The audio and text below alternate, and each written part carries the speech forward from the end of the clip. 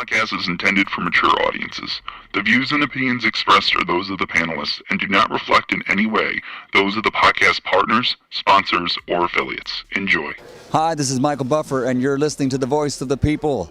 Let's get ready for Boxing Voice. Every day I'm hustling, hustling, hustling, hustling, hustling, hustling, hustling, hustling, hustling, hustling, hustling. Every day I'm hustling. You seen what he did on Facebook, right? Listen, I'm gonna make a motherfucking emoji like this, look. Melody Beyonce Production.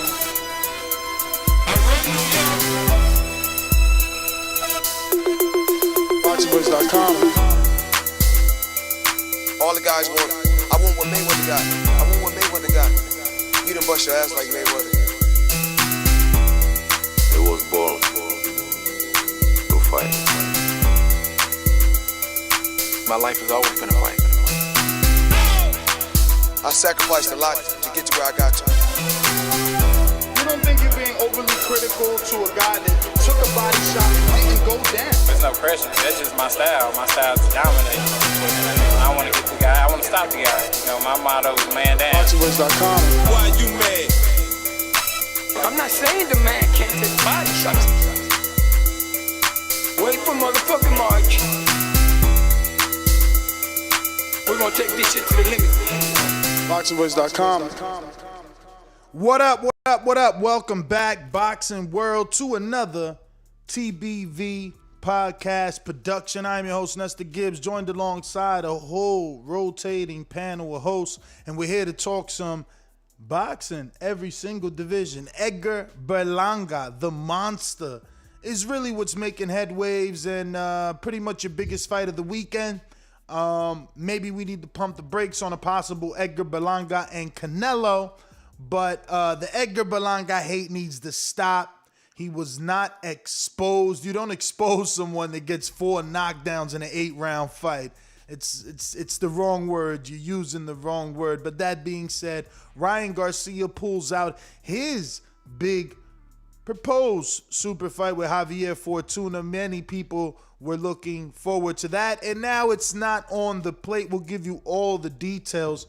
Gentlemen, what's up? Legendary Baby back after so long. Up? What's up? What up?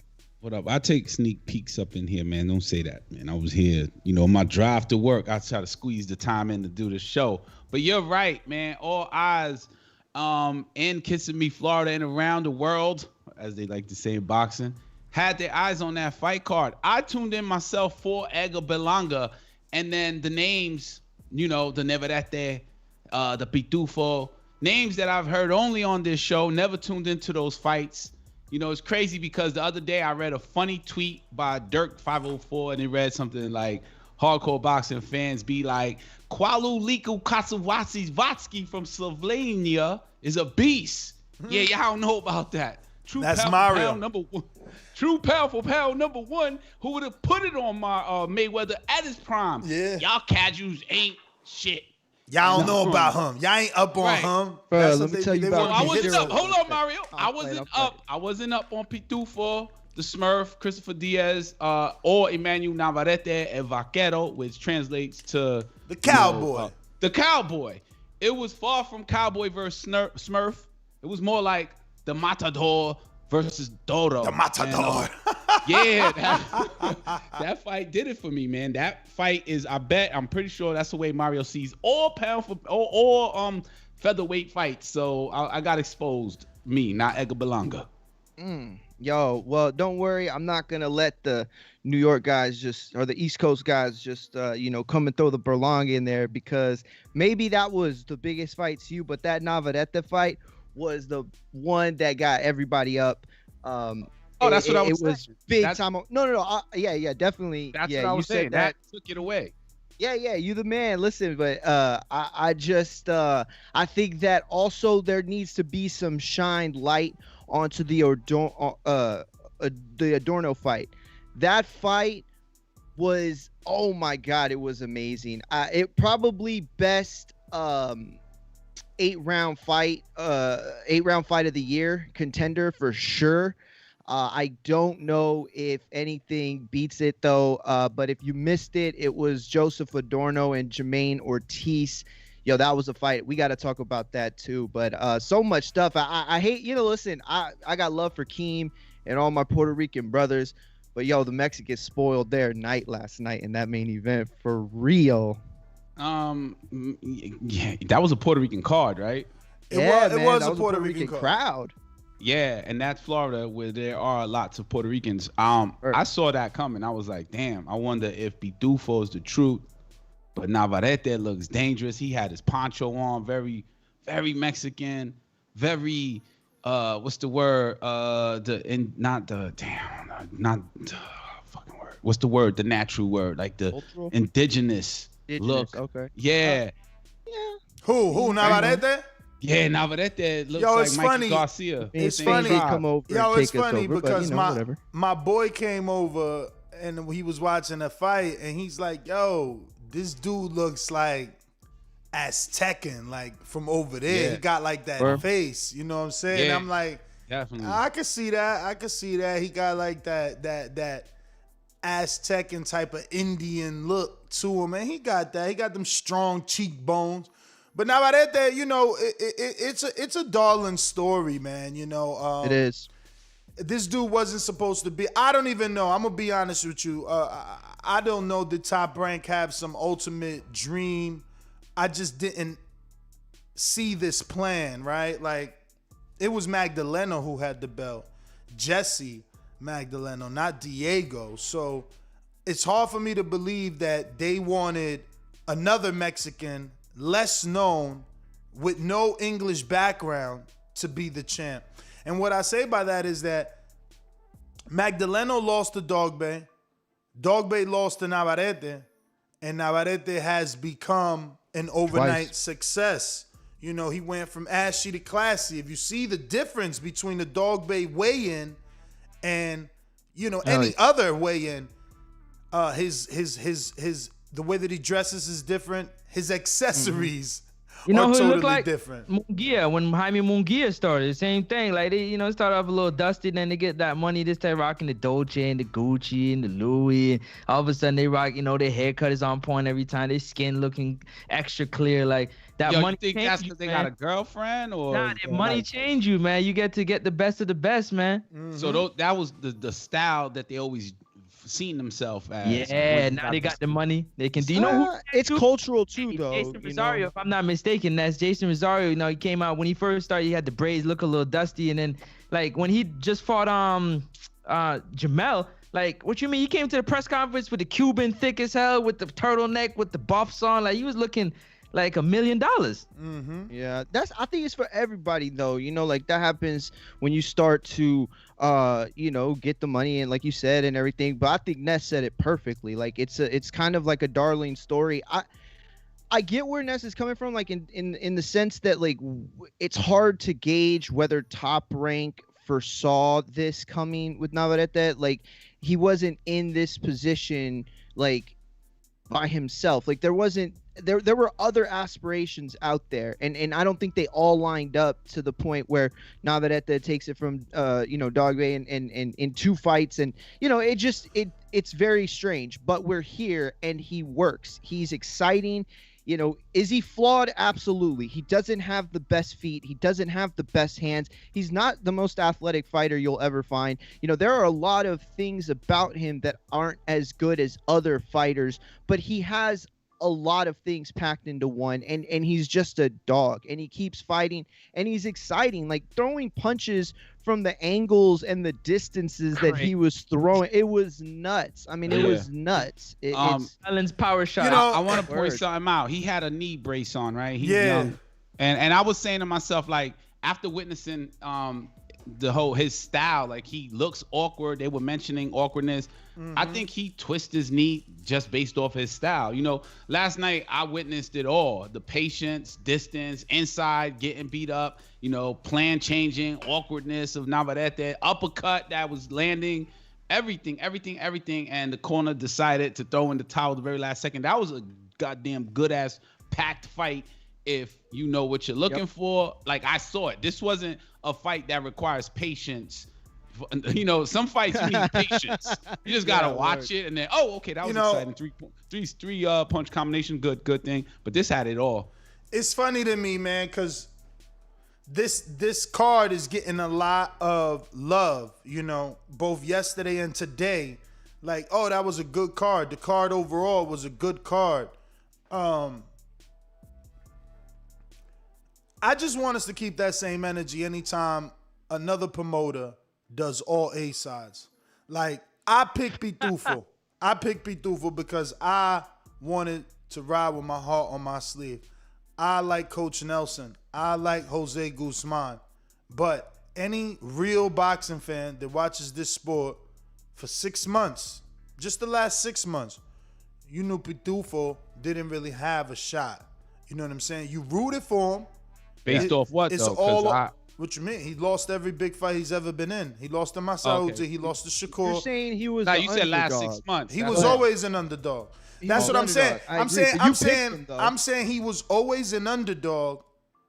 Let's not get too carried away with ourselves with the praise. Like, now about it. Like, doggy, he did what the matchmakers knew he was gonna do. This is classic Top Rank. Like, my guy fought. He probably won 2 rounds, maybe 3. Okay. Keeping it real. Like, you know, we can get over the excited, and you know, we shouldn't. Like, Pitufo is a dude that you know, he just doesn't let his hands go enough. You know, he's relying on that big punch.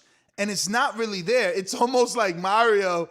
Like, Mario, you know, Mario calls himself the biggest right hand in Border Wars. And until he proves it, you know, does he really have it? So he's fighting every fight to kind of make you believe that he does. But, like, who's the last person Pitufo knocked out? Fuck it. Who's the last person Pitufo put down? You know what I'm saying? So, like, you know, and I don't want you to turn this into me and you, Mario, about like, but I picked him. I did pick him. And I'm going to tell you this. Navarrete reminds me of Lomachenko a lot, you know, where everybody's happy with his style. He's awkward. Punches come from all over the place. I'm the dude that was looking at Lomachenko like I always like, this dude looks like food. Navarrete looks like food. They just giving him the wrong opponents. Like, again, think about the right opponents.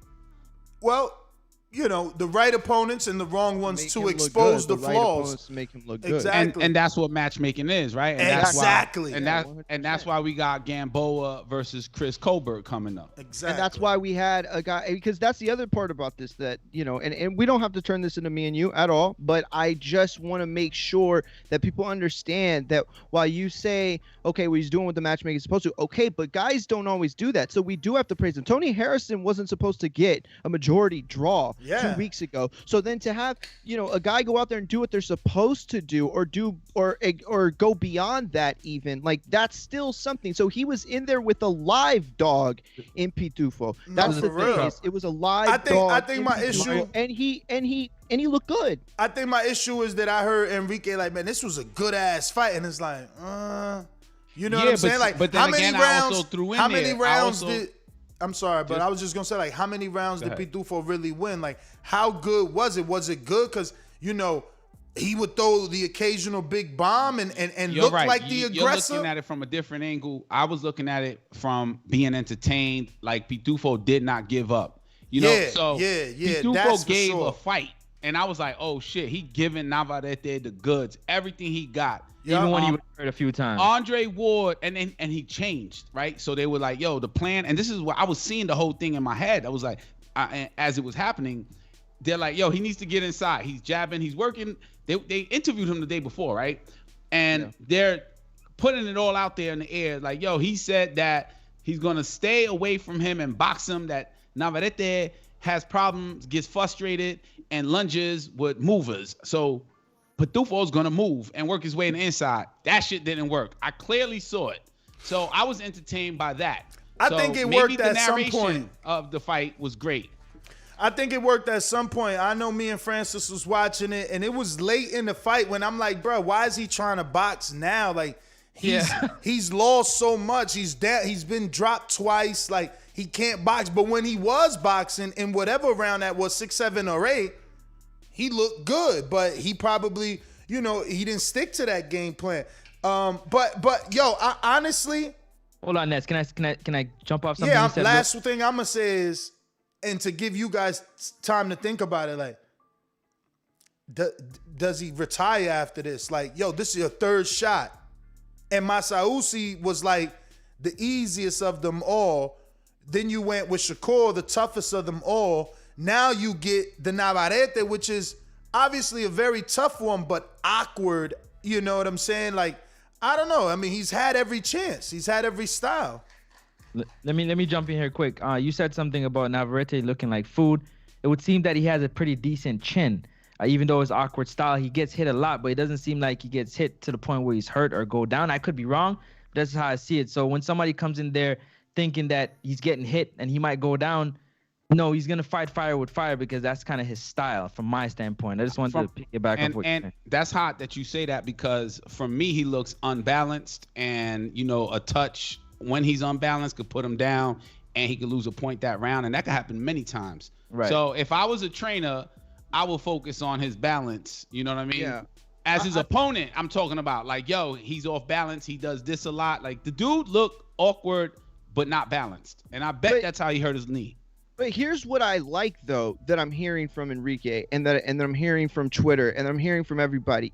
There's a level of excitement about Navarrete when he fights. Yeah, you could gauge the Pitufo fight and what it means, but more so, what does Navarrete now represent in the division? Because you could talk about a guy like Gary Russell or whatever who, has more accolades or is probably better known, in terms of like the commercial fan, but it's like Navarrete represents something very specific, not just because he's Mexican, not just because he's exciting. Like, he has a style that is very casual fan friendly. Casual fans like to be made to feel good. Like, casuals, when they watch the sport, they want to be able to understand it best. They want to be able to point out to their girlfriends, like, okay, see, he's fighting behind the jab, or look, he's going to stay away from him. They want, and Navarrete gives a very basic, broken down version of certain aspects of boxing. You can see what he's doing in there. It's just a level of fighting that it might not be the most sweet of the science, but it's definitely one of the most entertaining. And so he represents a big opponent. Yeah, I'm gonna say that my experience going to Atlanta, right? Shout out to BPE, and watching live fights and looking at from ringside, like, the fight we saw with Andrade, yo, he's missing with the uppercut, the hook. He was trying to uppercut all last week. Uppercut missing, not successful. Navarrete was successful, right? So it's become my experience on watching the fight. So where somebody watching a featherweight fight with more patience, waiting for something to work out, the feints and all that stuff, that's not a casual telling his girlfriend, yo, it's the uppercut or it's the jab. He's working on the jab. This was an all-out fight. You know what I'm saying? It was an all-out fight, and Pitufo didn't give up. And that's what was entertaining to me. Now, do I matchmake Navarrete? Can he fight Shakur Stevenson? Nah. So who could his opponent be next? Somebody I don't know, because then at that point I'm like, oh shit, Navarrete is the good. He might put it on him. Like, he represents the red corner. Navarrete will fight someone's leftovers, man. There's no new opponent for him. Right. So he only has one title. So where are the other titles? You got Gary Russell, who he won't fight. Leo, who he won't fight. IBF is vacant. Kid Galahad fighting James Dickinson for it. In the ring, you got Gary number 1, Can X number 2, Galahad number 3, Mauricio Lower 4, Josh Warrington 5, Navarrete 6, Mark Magosial, Tug Numbayar, and Magdaleno, and then Joette Gonzalez. Jesse Nothing sexy there. The sexiest name for Navarrete is Russell. There's nothing there. I mean, and outside of Russell, this fight it'll end up being bigger than Russell's because of the economics and the fact that Russell doesn't draw shit to flies or flies to shit, and that's Warrington. Warrington with the Leeds crowd. Not off a knockout. I could see Warrington. Wait, both of them. He's got to beat Lara. He's got to beat Lara though. Well, that's already signed. Oh, actually, Warrington got knocked out. Yeah, they have a rematch with Lara. Oh man, I forgot he got knocked out. Bad. Yo, that's that curse, man.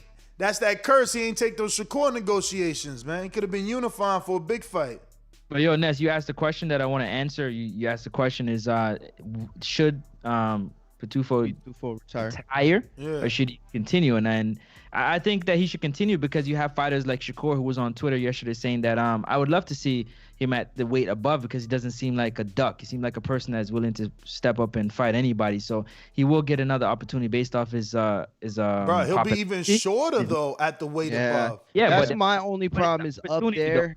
All you want is the opportunity, right? A lot of people that's cry for opportunities, don't get them. If you get enough, but Francis, that's what I'm trying to convince Enrique of. This was an opportunity. Exactly. He didn't deserve a title it was shot. His best shot in your mind. It was just his hometown crowd. He was in his hometown, and who better to, you know what I'm saying, to put him up against? Because it's like, if he can't beat Navarrete, he ain't beating Burchell. And I don't mean that like that's one and one. You know what I'm saying? But it's like my man's undersized for that division above, and the talent isn't gonna take him further in the division above than he's already in. But I agree with Francis. Like, I don't think he has to retire.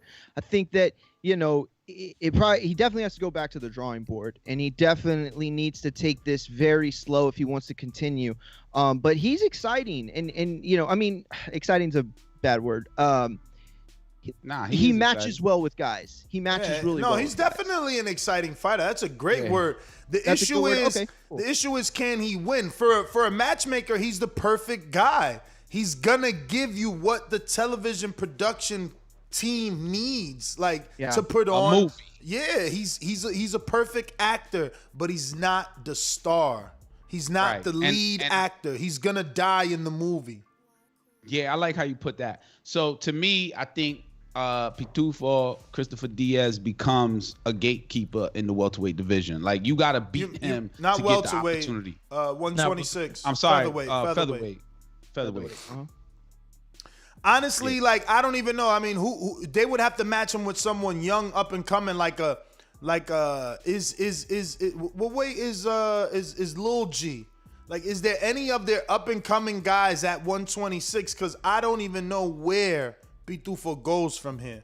Pitufo, is he even okay? He was number 6 in the WBO. So I don't know. Listen, man, we talking about a lot of guys that coming off some severe knockouts, man, like a Burchell and like a Warrington. You know what I'm saying? These dudes got to get back in there and get busy before they get in a fight with a Navarrete. Not to say that's anything special, but he's on a roll right now. They're on a rebuild, so to speak. Yeah, definitely.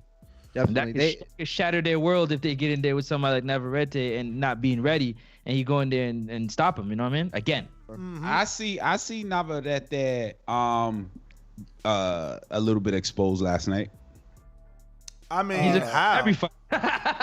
A little bit, since we're not giving Pitufo but exposed in what sense? Credit. Exposed in what sense? I mean, I guess that whatever you seen it for the first time. Yes, I've been seeing his flaws, and that's why I was never high on him. He's got slow hands. He's got slow feet. He's not a great athlete. Like, there are a lot of holes. Not holes is a bad word. Like, he's not a complete fighter. Yeah. That's definite. But his special power, right? Like, everybody has something they do great or better than others, and his special power is the activity, the high activity, the punches from different angles. If he's a superhero, he's Dr. Octopus. They coming from everywhere. The punches is like 7-8 arms, you know what I'm saying, when you're being hit. He reminds me of a smaller version of Margarito, smaller version of Omar Figueroa. Maybe Omar Figueroa is the better comparison because Margarito actually was skilled. I'm not saying Navarrete is not. I'm just saying Margarito was more skilled. I think Navarrete is more skilled than Omar, though.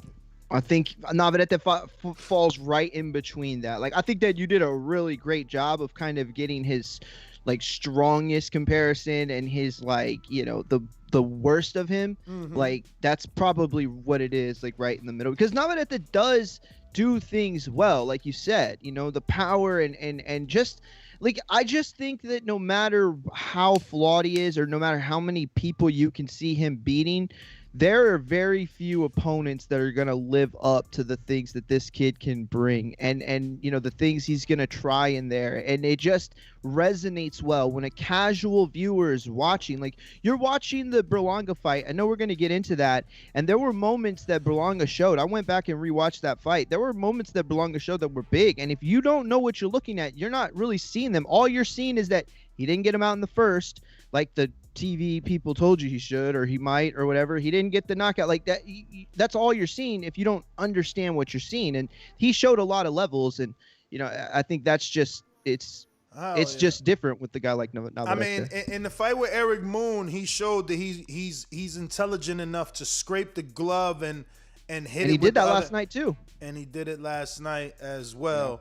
Listen, Demond, right? Before you go on real quick, I think Joet Gonzalez is the fight that Navarrete should have next. See what I'm saying? Yo, Top Rank, I'm telling you, when I tell you Top Rank is nothing but diet, it's nothing but diet. Like, ain't nobody else. They're giving you, like, look, he's like, yo, I got the perfect fight. Give him another dude coming off another loss. You know what I'm saying? So let's give him Dog Bay. Yeah. Upset win. He wasn't supposed to win. Okay. All right. Let's give him another dude. Anybody else just lose? Yeah. Put him in there with my man from yesterday who just lost. Yeah. You know what I'm saying? Yeah. Christopher Diaz. He known. Yeah. Oh, all right. That's Who else could we put him in there with? I mean, let me tell you the reason why I said Joet, because Navarrete didn't fight Shakur at 26. So maybe if he puts on a spectacular performance better than Shakur against Joet, that could be a fight that they look to make. You build into it. I hear you. Yeah. I mean, Joet lost one fight to a kid who's probably headed to the pound for pound world one day. Came back and beat a Miguel Mariaga. Like, that's not a win. Mario, hold that thought. That's Hold that thought. Hold Mario's that thought, right? tripping, man. I'm gonna just go right to this stiff jab super chat. Ness caught that decision on the Berlanga fight plus 1600. Damn. Added the Miami Heat, picked up 850 on the $32 bet. Damn. TJX, bro. What's TJX mean? Wow. TJX. Yeah, I don't know what that means. That might be the betting site. But then Coach Rivera said Shakur would kill Navarrete, and I'm only counting on Shakur body shots. Navarrete show he's soft on the tripas. I think that he's right. I agree with him, but at the same time, there are very few people that Shakur wouldn't kill. Honestly, if I'm just being honest, there are very few people he wouldn't kill. So, hey, let me get to these two super chats that we missed. We got at the top of the show. Midwest Boxing says a week before Mental Awareness Week, Ryan pulls out seems kind of like a backdoor excuse to not get negative feedback. Ryan issues maybe online fame? ? Yeah, I mean, you know, someone with that much fame. I'll wait till we go. Someone with that much fame could possibly be dealing with, you know, some not mental issues, but or mental health issues, but definitely they can be dealing with like insecurity, you know, embarrassment. What? Well, those are mental. He struggled with anxiety for a while. Yeah, I can see anxiety. Insecurity is a mental issue. Oh, I didn't know that was classified under that. Yeah, anything that deals with your thoughts and, you know, insecurity comes from your thoughts. You know what I'm saying? You being insecure, not you, but generalizing. If you're in school and people make fun of your shoes and, you know, you don't want to go to school, you know, it's your thoughts in your head.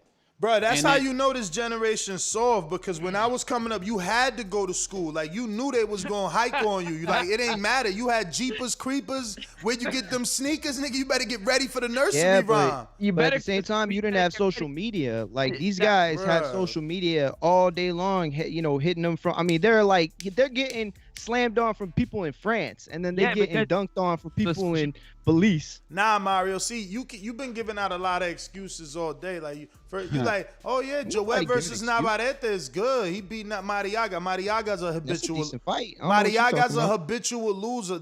I just like. We could do two things, right? Don't let that go to your head, Mario. What you said, you stand by that. We could See, do that's two what things. that's what somebody need to tell Ryan Garcia. Yo, how you feel, you stand by that. And that's Don't true. let the internet get you. Word. You know? And that's true, but I just like to, I got guys like Enrique that don't mind learning. So I don't want to be like, Enrique, Joet Gonzalez versus Navarrete, that's a good fight. You know what I'm saying? When in actuality, we don't even know. We didn't know Joet before Shakur, and then he lost to Shakur. And yeah, that Mariaga fight was good. But there's other people that beat Mariaga in better fashion. So again, I'll agree with you that. Hold on, let me just finish this. I'm almost done. Point. I'm almost done. So again, to give another top-ranked guy an undeserving title shot at the same champion, I think is unfair when there's other guys out there that's grinding. So now we're going to say, all right, well, he needs an opponent, so give him Joet. And Joet ain't done it. He ain't, Pitufo didn't deserve a title shot. Now Joet don't deserve a title shot. Like, what are we doing here? What can you give us a name that you think that's been grinding so hard that is close to being in line or in line for that shot? Because I would like to see that name. Well, I would like to see them. I'm gonna give you a minute. Let me read the super chat real quick. Give you a minute. Let me read the super chat. MEZBX says Gary Russell should be begging Al to cross the street to fight Navarrete. Shakur washes Navarrete as well. Agreed. Yeah, but Shakur's at a division above, man. Shakur's at 130. Navarrete's at 126. And FYI, Navarrete has Shakur's belt. Like, Shakur vacated that. You know what I'm saying? Now, the biggest fight for Navarrete, I'll repeat, is Gary Russell. Is Leo Santa Cruz. There's really nothing else out there. Those are Navarrete getting a shot, though. Yeah. Those are the biggest fights for him. So that would be, but that's different from what you said. You saying like, oh, I don't want to see Joet and Navarrete because Joet doesn't deserve a shot at Navarrete. Yeah. Those are two fights in which Navarrete would be getting the shot at Gary Russell. So if he can't land a Gary Russell's fight, if he can't land a Leo fight, it wouldn't be because he doesn't want it. Yeah, so then, I know. Again, we go back to if he can't secure his fights that he would be getting a shot at, then where does he go from there? Just like Crawford, you got to do something better. We don't want you to just keep picking off the mandatories. Like, bruh, I don't know why you take the weirdest stances in boxing. Like, you defending a dude who doesn't have a nemesis. Like, it's cool to be like, bruh, there's really no one interesting there. Like, you trying to make uninteresting fights, big fights for this dude for no apparent reason. I don't remember saying the word big fight. Bruh, Joet Gonzalez isn't, like, it ain't it. It ain't it. Like, okay. I don't think it's a big fight, you're right. If it is, if you do Joet Gonzalez next, it opens people like me up for the opportunity to say that they're giving him a diet. Go through his resume. The only undefeated fighter was Dog Bay, wasn't it? And I don't even got it pulled up. And that was, again, an upset win. Like, Dog Bay was not supposed to win. So, but again, these are I just don't see how you could say blame Navarrete for a fight that he can't get. I'm not blaming him. You be using the weirdest words like to try and call in people for help. Like, I'm not blaming him. I'm saying this. I'm saying let's be consistent. You are. Let's be consistent and say when Top Rank is giving an opponent a diet. That's all. And to me, this is a diet. Super chat that says, could Conlon beat him? ? Mick? Hell no. Right now, hell no. Hell no, Mick Conlon ain't not right him, now, bro. Hell no. Next super chat from Showkid says, what I tell you the other day, Ness, these young dudes not built like us. Ryan suffers from the same thing Mario got. Talk tough, but soft. I wouldn't go that far because even that right there is a macro aggression and it could like spoil somebody who's weak-minded, right? Well, it's not weak-minded. It's if you're Ryan Garcia, I mean, you don't know what it's like to have Ryan Garcia fame. You know what I'm saying? No, I don't. But what happened to Michael Jackson with his fame, what happened to R. Kelly, what happens to all these other talent. What you've seen Kanye West meltdown. You see people kill themselves, Kurt Cobain, fame. But now there's like those experiences are used as examples for guys like Ryan Garcia. So there is a piece of weakness in it, if it's true. You know what I'm saying? Athletes have to be the most mentally strong. They're fighting, bro. They're fighting people, and people are calling them suckers and ducks, and he's whack, all talk, no skills and no heart, but they still go in the ring. So maybe something triggered him, because Fortuna is the truth. Devin Haney didn't take the Fortuna fight. Nah, don't do that. Or That's Fortuna not didn't what take it the Devin is. Haney fight. Nah, We don't know. That ain't what it is. He We ain't scared don't of know. Hawk I'm not or saying that. Fortuna. I'm not saying that. Let me he's just scared. get back. I thought that's what it sounded like. Let me just get back to does. teaching. And my mind went to that in the beginning, and I was like, you know what?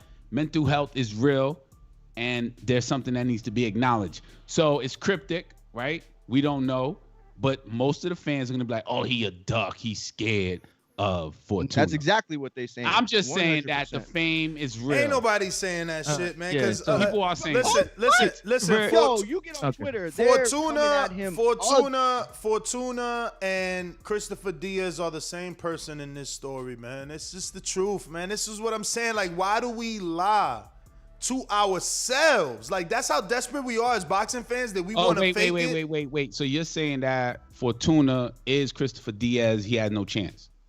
Fortuna's Christopher Diaz. He is meant to be a sexy opponent, right? That will give a good fight, but ultimately we will lose to the A side. Well, in reality, there is such thing of tipping the apple cart or the upset, and that is right. Of course, right. So then that is where Ryan Garcia somehow, maybe the preparation, something. It just couldn't work for him in his mind state right now. I just want to close this argument, because me and Mario obviously have this thing where some people believe I like to get on him and the people he likes to watch, and I like to believe Mario wants to be like the yin to every yang argument I make on the show. I don't, Sam. That being said, after Navarrete bust on the scene for his lucky shot versus Dog Bay, right? Because he upset Magdaleno. He fights Navarrete. The champion loses. Navarrete becomes champion, gives the champion a rematch. He beats him. So that's the recognizable name. Since then, rightfully so. You beat Top Rank's champion back to back. They give you a free one. It's like, all right, we got to change our business plan now. We were invested in Jesse. He got his ass kicked to Dog Bay, and we got this, we got blessed with this unknown African star out of nowhere, and then that, fire got put out by Navarrete, and we're blessed again because this guy's Mexican. We know how to build Mexicans. So next up, Francisco de Vaca has not fought since this fight with Emanuel Navarrete. So you can see Top Rank's very good matchmaking. They went and found someone perfect to get beat up that doesn't even fight anymore. Moves on to the next one. Juan Miguel Elorde. Also never fought after that ass kicking that Navarrete gave him. And neither did Juan. And neither did Francisco. Or Joe Santissima. Uriel, I don't even think has fought. The only dude that's fought is Ruben. He went to the Philippines and got one in. So when I tell you that there is a such thing as a top-ranked diet, you are seeing it. When a champion's opponents don't even fight again, how is it arguable that it's not a diet? The champ is fighting. When the champ fights, He's supposed to be fighting the best, but the dudes he's fighting ain't even fighting after they fight him. They're done. Like, fellas, let's, this is Top Rank. Like, why we argue this shit? It's like, I like two key words you used, right? Diet and business plan, right? So business plan is to gain, and diet is to gain as well. So you trying to gain muscle, then the business plan wants to gain. You have to match make. I question when we were at the Kovalev Canelo fight, the matchmaker sat down with us, and I was like to myself, like, how does he even get a matchmaking job, right? He has to know all these fighters. What's the purpose of matchmaking? Your fighter has to look good. So that's what's going on. So I kind of believe the story or the perspective that Nesta's given. There is a diet, and we witnessed it. So at some point, the diet has to go wrong, right? At some point, the food has to spoil. Absolutely. Only difference in Joet is that he's a live dog, right? Because he's young, he's hungry, he's only lost once, and it was only to Shakur. So he's a live dog. But Donald Banks, I don't know. I'm just saying, after that many defenses, you got to understand he's been a champion since 2019. You know what I'm saying? The biggest name he's fought since he won the belt was Pitufo yesterday. Pitufo. Hold that thought. The biggest name that he has on his resume on the win is Pitufo. But Donald Banks, $5. Ryan was scared that he would lose to Fortuna badly or stoppage, then lose all his IG fame and become the laughing stock.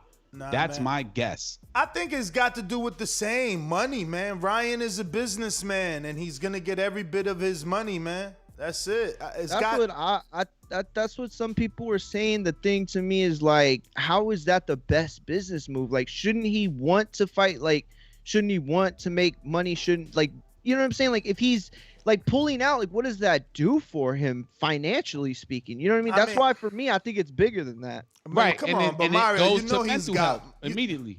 But you guys know he got money coming in from different aspects of the world. Like, he don't need a check from boxing. And if anything, this is him showing his leverage to Golden Boy.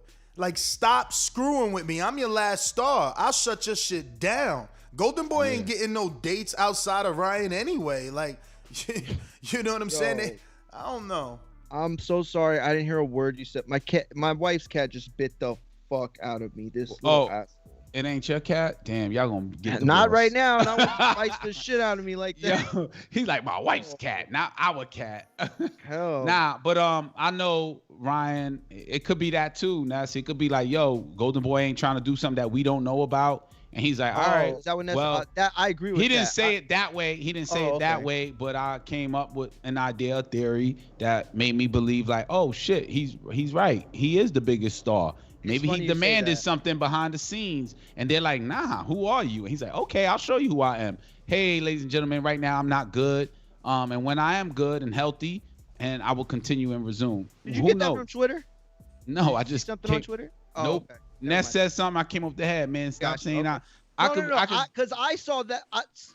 What you just said, I saw something on Twitter that made me think when that news story broke from somebody. Right. So, and I know you're on Twitter too, so I see you. I know you follow the same people. So yeah, Ness said leverage, and I was like, ooh, maybe, because we've seen fights or movies that they use an injury as an excuse, right? And they go doctor notes and show that they're hurt, but they're really not hurt. You know what I'm saying? And it's a chess move, right? Absolutely. Absolutely. Nah, but I mean, Dillian White. Go ahead. I'm sorry. Go ahead. Just gonna say that Dillian White said that he thought Povetkin was faking the COVID. So everything is strategic. Everything is a power move in boxing. Everything is chess. Or you at least got to look at it that way.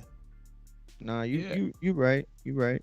Definitely. And I believe one of the things for mental health, and this is why Ryan mental health is serious, but one of the things to defeat mental health is exercise. And obviously these fighters exercise all day. It's their business, it's their job. So there has to have some clarity of what's disturbing him. If it is a mental health issue and he knows how to pinpoint it, he just need to sit down and talk to somebody. It's got to be weird to me because it's like, when you get to a level where everybody wants to fight you, you know, when you get to that Oscar De La Hoya, Floyd Mayweather, Pacquiao level, you've already convinced yourself that you belong. You've beaten the people that make you confident that you could be in there with anybody else in the world. It's like Ryan Garcia's career's been the opposite. He's had people call him out for so long at the top level in the sport, yet he is not gotten to a point where he could convince himself yet by beating a wide variety of different fighters on different levels. You feel what I'm saying? It's like, and that last win was great, but and let's think it about wasn't it, Leo right? Santa Cruz. Ryan Garcia is boxing's, right? I throw boxing in there. He's boxing's Jake Paul. What? Everybody wants to fight Jake Paul. Everybody right. wants to fight Jake Paul. I get it. Ryan Garcia was IG famous before boxing. We saw him hit that body bag, knock dudes out his garage. Knocking out the dude from that beat Lomachenko took 12 rounds. What's his name? Recently. Come on. Yo, y'all know y'all disrespectful, man. Y'all, we talking about Ryan. We talking about Navarrete. We talking about Pitufo. We still ain't talking about the star. Y'all tripping, man. I didn't do that. Y'all tripping. That super chat. When y'all cut the super chat man. in, the conversation shifts. Y'all, right. Y'all still ain't talking about the dude on everybody's tongue, the dude on everybody's comment. Everybody got their keyboard all the way up here. Talking about Edgar got exposed. Edgar got exposed. It's because I don't want to have that dumbass conversation. How you expose where a people dude? Saying he got exposed, like that's ridiculous. I don't want to talking. You know, but the hate gotta stop. The hate gotta stop. That's Let's what we stop here right for. now. Boxing heartbeat is partially hate. That's what we here for. Like we here to decipher the hate from the real, man. And we need to tell our fans, our audience, what the hate is and what the real is. So what is the real? What is the grade you give Berlanga last night? A letter grade. Mario Munguia, who was an English lit major, you tutored. Let's go. What you give Berlanga? I'm gonna give him a B plus A minus. I think that he showed that the power is real. I think he made real adjustments. I don't like how much he got jabbed. I don't like how easy of a target he allowed himself to be at times. But I think he showed a lot of grit, and I give him a B plus A minus. I'm gonna give him, Ness, if you don't mind me going first, Maestro. I'm second rather. I'm gonna give him the C. You know what I'm saying? I'm gonna give him the C, but FYI, Enrique's Colombian and Puerto Rican, so I don't know. What's up? Joe, get him. I'm Puerto Rican first. Edgar Berlanga scored his own, graded himself a C himself. The reason why I gave him a C because I did see him get touched up, but every time he put the pedal to the metal, my man showed he had power. He knocked down Nicholson, who I didn't know, but had Calvin Ford in his corner, right? Yep. Which is what label would you give him? But what label would you give him as a trainer to show that he's the goods? Elite level, world renowned. He's world renowned, elite level. So he has somebody in his ear, and that's Nicholson, who would tell him how to, adjust or how to work Berlanga. And maybe Nicholson was the reason that Berlanga went 8th. Or maybe Berlanga wanted the experience. So I may be, heavy-handed giving him a C. I knew he was going to win. And I knew it was going to be by stoppage. Yo, he didn't get the stoppage, FYI. He didn't get it. He didn't get it. But Nicholson knew he didn't win. He wasn't even... The ref wasn't even holding his hand. Go ahead, Mr. Nice Guy Francis, waiting his turn, raising his hand. Get your ass out of here. Murderer! I give him a B minus. The reason I'm giving a B minus, just solely for the fact of just his lack of following the game plan and the instructions based on what he said. And I'm pretty sure if we get a chance to talk to Andre, he would kind of say the same thing. He kind of explained why he had to do push-ups and why he got smacked in between the rounds from time to time because he didn't follow no instructions. And even though he did get the knockdown, showing that he can carry his power through 8 rounds, which is crazy to know. He made it a little bit harder than he needed to by not following the instructions. So that's why it's a B- for me. I don't think he got hurt though. Super chat, Ken Stone says, maybe Ryan is getting dropped in sparring, skeletons from the Campbell bout. Hopefully he comes back. He's great for the sport as a whole. Ken Stone, I agree he's great for the sport. Next one is from Low Key. Next one from Low Key. I got you. Will Ryan go into the ring with an emotional support animal whenever she decides to get in the ring? Maybe Oscar can lend her his fishnets to complete her ring gear. Boxing fans are so cruel. That's crazy, bro. You see, that's what happens. You don't fight one dude. Like that. Yeah. That's why, Mario, you gotta understand. Even if you beat Show Kid, there's gonna be somebody out here that's still gonna disrespect you. There's still, even if you did you get a knockout. You never lost and they disrespect you. No, it's crazy. This sport is crazy. Rodney Evans says, "What's good, TBV? Edgar didn't get exposed. He didn't respond. Nicholson's power, I guess, to Nicholson's power, and Edgar was tired in the late rounds. Glad to hear you say he didn't. Glad to hear you say he didn't get exposed. I'm gonna be honest. This was a mistake." There's one more before you go. Low Key says, I give Edgar a solid C. For cabron. Learn to jab and go to the body. C for cabron. Remember one thing though, man. That was a funny one. You got to remember, he never went to a second round, so he never had instructions. Yeah, and that was he looked good. For never going past the first, he looked good. Getting to the 8th, y'all tripping. But I'll say this. He did his job.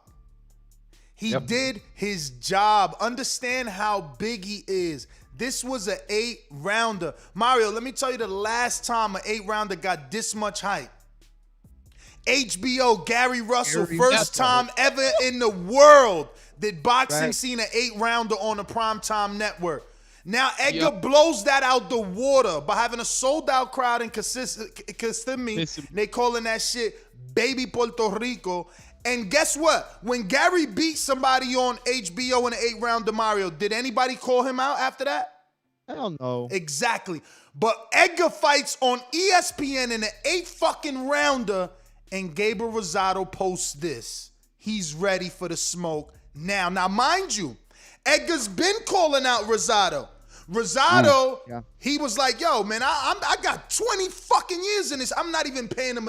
I'm not even looking at his posts. I'm not responding. Don't put me in it. Now, look at what he posting. So you guys better learn how to do your job so you get the right hype, like my man right here, so you can be in the big fight. And Rosado posts real, he goes straight to he asks him. He don't say Edgar Berlanga didn't tag him at the bottom. No. He uses his name to tag him. Like, Edgar Berlanga and his team been calling me out. Period. You know what I'm saying? And the sentence right there. Y'all been calling me out. 2 Puerto Rican warriors. I'm with it. Boricua flag, fire emoji, Boricua flag. Who you rocking with, Enrique? That's a tough one. It's like Rosado's my cousin, and Edgar Berlanga was like my longtime neighbor friend. You know what I'm saying? Word. I'm gonna go with Berlanga because he's younger, but the veteran Rosado has all the tools to really try to expose him. Word. Is what I'm saying. Especially off the back of that Daniel Jacobs fight. Rosado looking like an elite fighter off that Jacobs fight. But just to give you more sauce, look at Berlanga in the comments 3 hours ago like, oh, this one for the culture. Dynamite emoji. Puerto Rican flag emoji. Damn, that's the funk flex bomb. Let's take this one June. Puerto Rican Day Parade. I see that shit. That's a bomb. Una mano arriba. Bro, that'll be fire in Madison Square Garden. You know you there, Enrique. That's like a concert. And let me tell you, yes, Rosado's coming off the best performance of his life. Yes, people believe he beat Daniel Jacobs. But yes, all that could be true, and so could this next statement. This still falls in line with the top-ranked diet. It still falls in line with the diet. This is listen. If I'm a matchmaker, I'm like this. I got the motherfucking what's my man with the tat on the head? Like, you know what I'm saying? Baby, I'm like this. I'm like this right now. If I'm a matchmaker, because Rosado is A, old enough, B, vulnerable enough, C, chinny enough to make Edgar still look fantastic and do what he been doing, if not get the stoppage. But it's also true that Rosado is A, experienced enough, B, skilled enough, C, to get that motherfucking upset. That's a that would be a 10-round fight. Are you done or are you They done? better go 10. Look, they better go 10 rounds, because had they went 2 more rounds yesterday, Edgar's hype ain't over. If they would have gave Edgar 10 rounds, if they would have believed in Edgar, because they didn't, that's what happened. That's why they made it 8. If they would have believed in Edgar and made it 10, he would have took Demond Nicholson out of there in 2 more rounds. Everybody could see that. Well, it's clear you believe in him so much that you were willing to get your TBV card taken from you, that you would dare say that Rosado is diet for a kid in Berlanga. That's what? Mario, you just said, Ness said early on the show, let's not make this about you and me. Why you gonna say, you just said, and then make it versus right now. And Enrique, he acting like I'm lying. He acting like Rosado ain't old. He acting like Rosado's face don't cut. He acting like Rosado's face don't cut. He acting like Rosado didn't fight Triple G and almost die. He acting like Peter Quillen. He acting like Peter Quillen ain't put Rosado down 6 times. Listen, Rosado for Canelo, yeah, diet. Rosado for Billy Saunders, yeah, diet. Caleb Plant, yeah, diet. David Benavidez, yeah, diet. For a kid that has yet to really prove himself, you might be fully believed and I see your point, Mario. That is fine. But that's your opinion, and then that would make you think someone like Rosado is food or diet or whatever you want to call Mario, so now that you know that, hold on, because I want to know why he keep taking it here. Wasn't I very clear in saying that 2 things could be true? That Rosado could be dangerous and the dude to upset Berlanga, but also still be part of the diet. And you're saying we don't find out until after they fight? Of course. Of course, because on paper, Enrique, and that's what I'm showing. I'm not making this shit up. On paper, Rosado might be 10 years older. You're right. On paper, Rosado's face has been cut. He's had surgery under his eyebrows. On paper, he's been down how many times throughout his career? On paper, Angulo dropped him and stopped him. Peter Quillen dropped him 6 times. Gennady did what he did. Like, come on paper. He's almost at double digits. He's 1 fight away from being a double-digit L on his box rack. On paper, for a guy like Berlanga to go and destroy someone like Rosado, right? A vet like that. So then everybody's okay, what's part of the diet? And that's fine. I understand that. After the fight, we can't know what it looks like. But for Rosado to be coming off of a fight with Jacob, you wouldn't say the same thing if Berlanga fought Jacob next. You get what I'm saying? So for me, there has to be some sort of validity to Berlanga beating a guy like Rosado. There has to be something that we give him as a notion that you've surpassed expectations to this point, or at least you're on the right track. You get what I'm saying? If we let it be just chalked up to diet, then everybody's gonna say, he just beats a scrub, or he beat somebody he was supposed to beat. But I'm not gonna call it. I feel you. I'm not gonna call it a top-ranked diet. It is a boxing diet where they put the veterans, the formers, to fight the new up-and-comer, and sometimes there's an upset, and most times they don't. They just show what they were supposed to do, as we like to throw around. I.e., Danny Garcia, Morales. What's Morales' first name? Eric Morales, you know what I'm saying? So this is Edgar Berlanga, Rosado, Danny Garcia, Morales. Yo, let's not disrespect Gabriel Rosado, man. It's not a disrespect. It's the man with all the experience, all the tactics, and he's showing Berlanga, can you hang with this? Exactly. Why is that a disrespect? What you mean?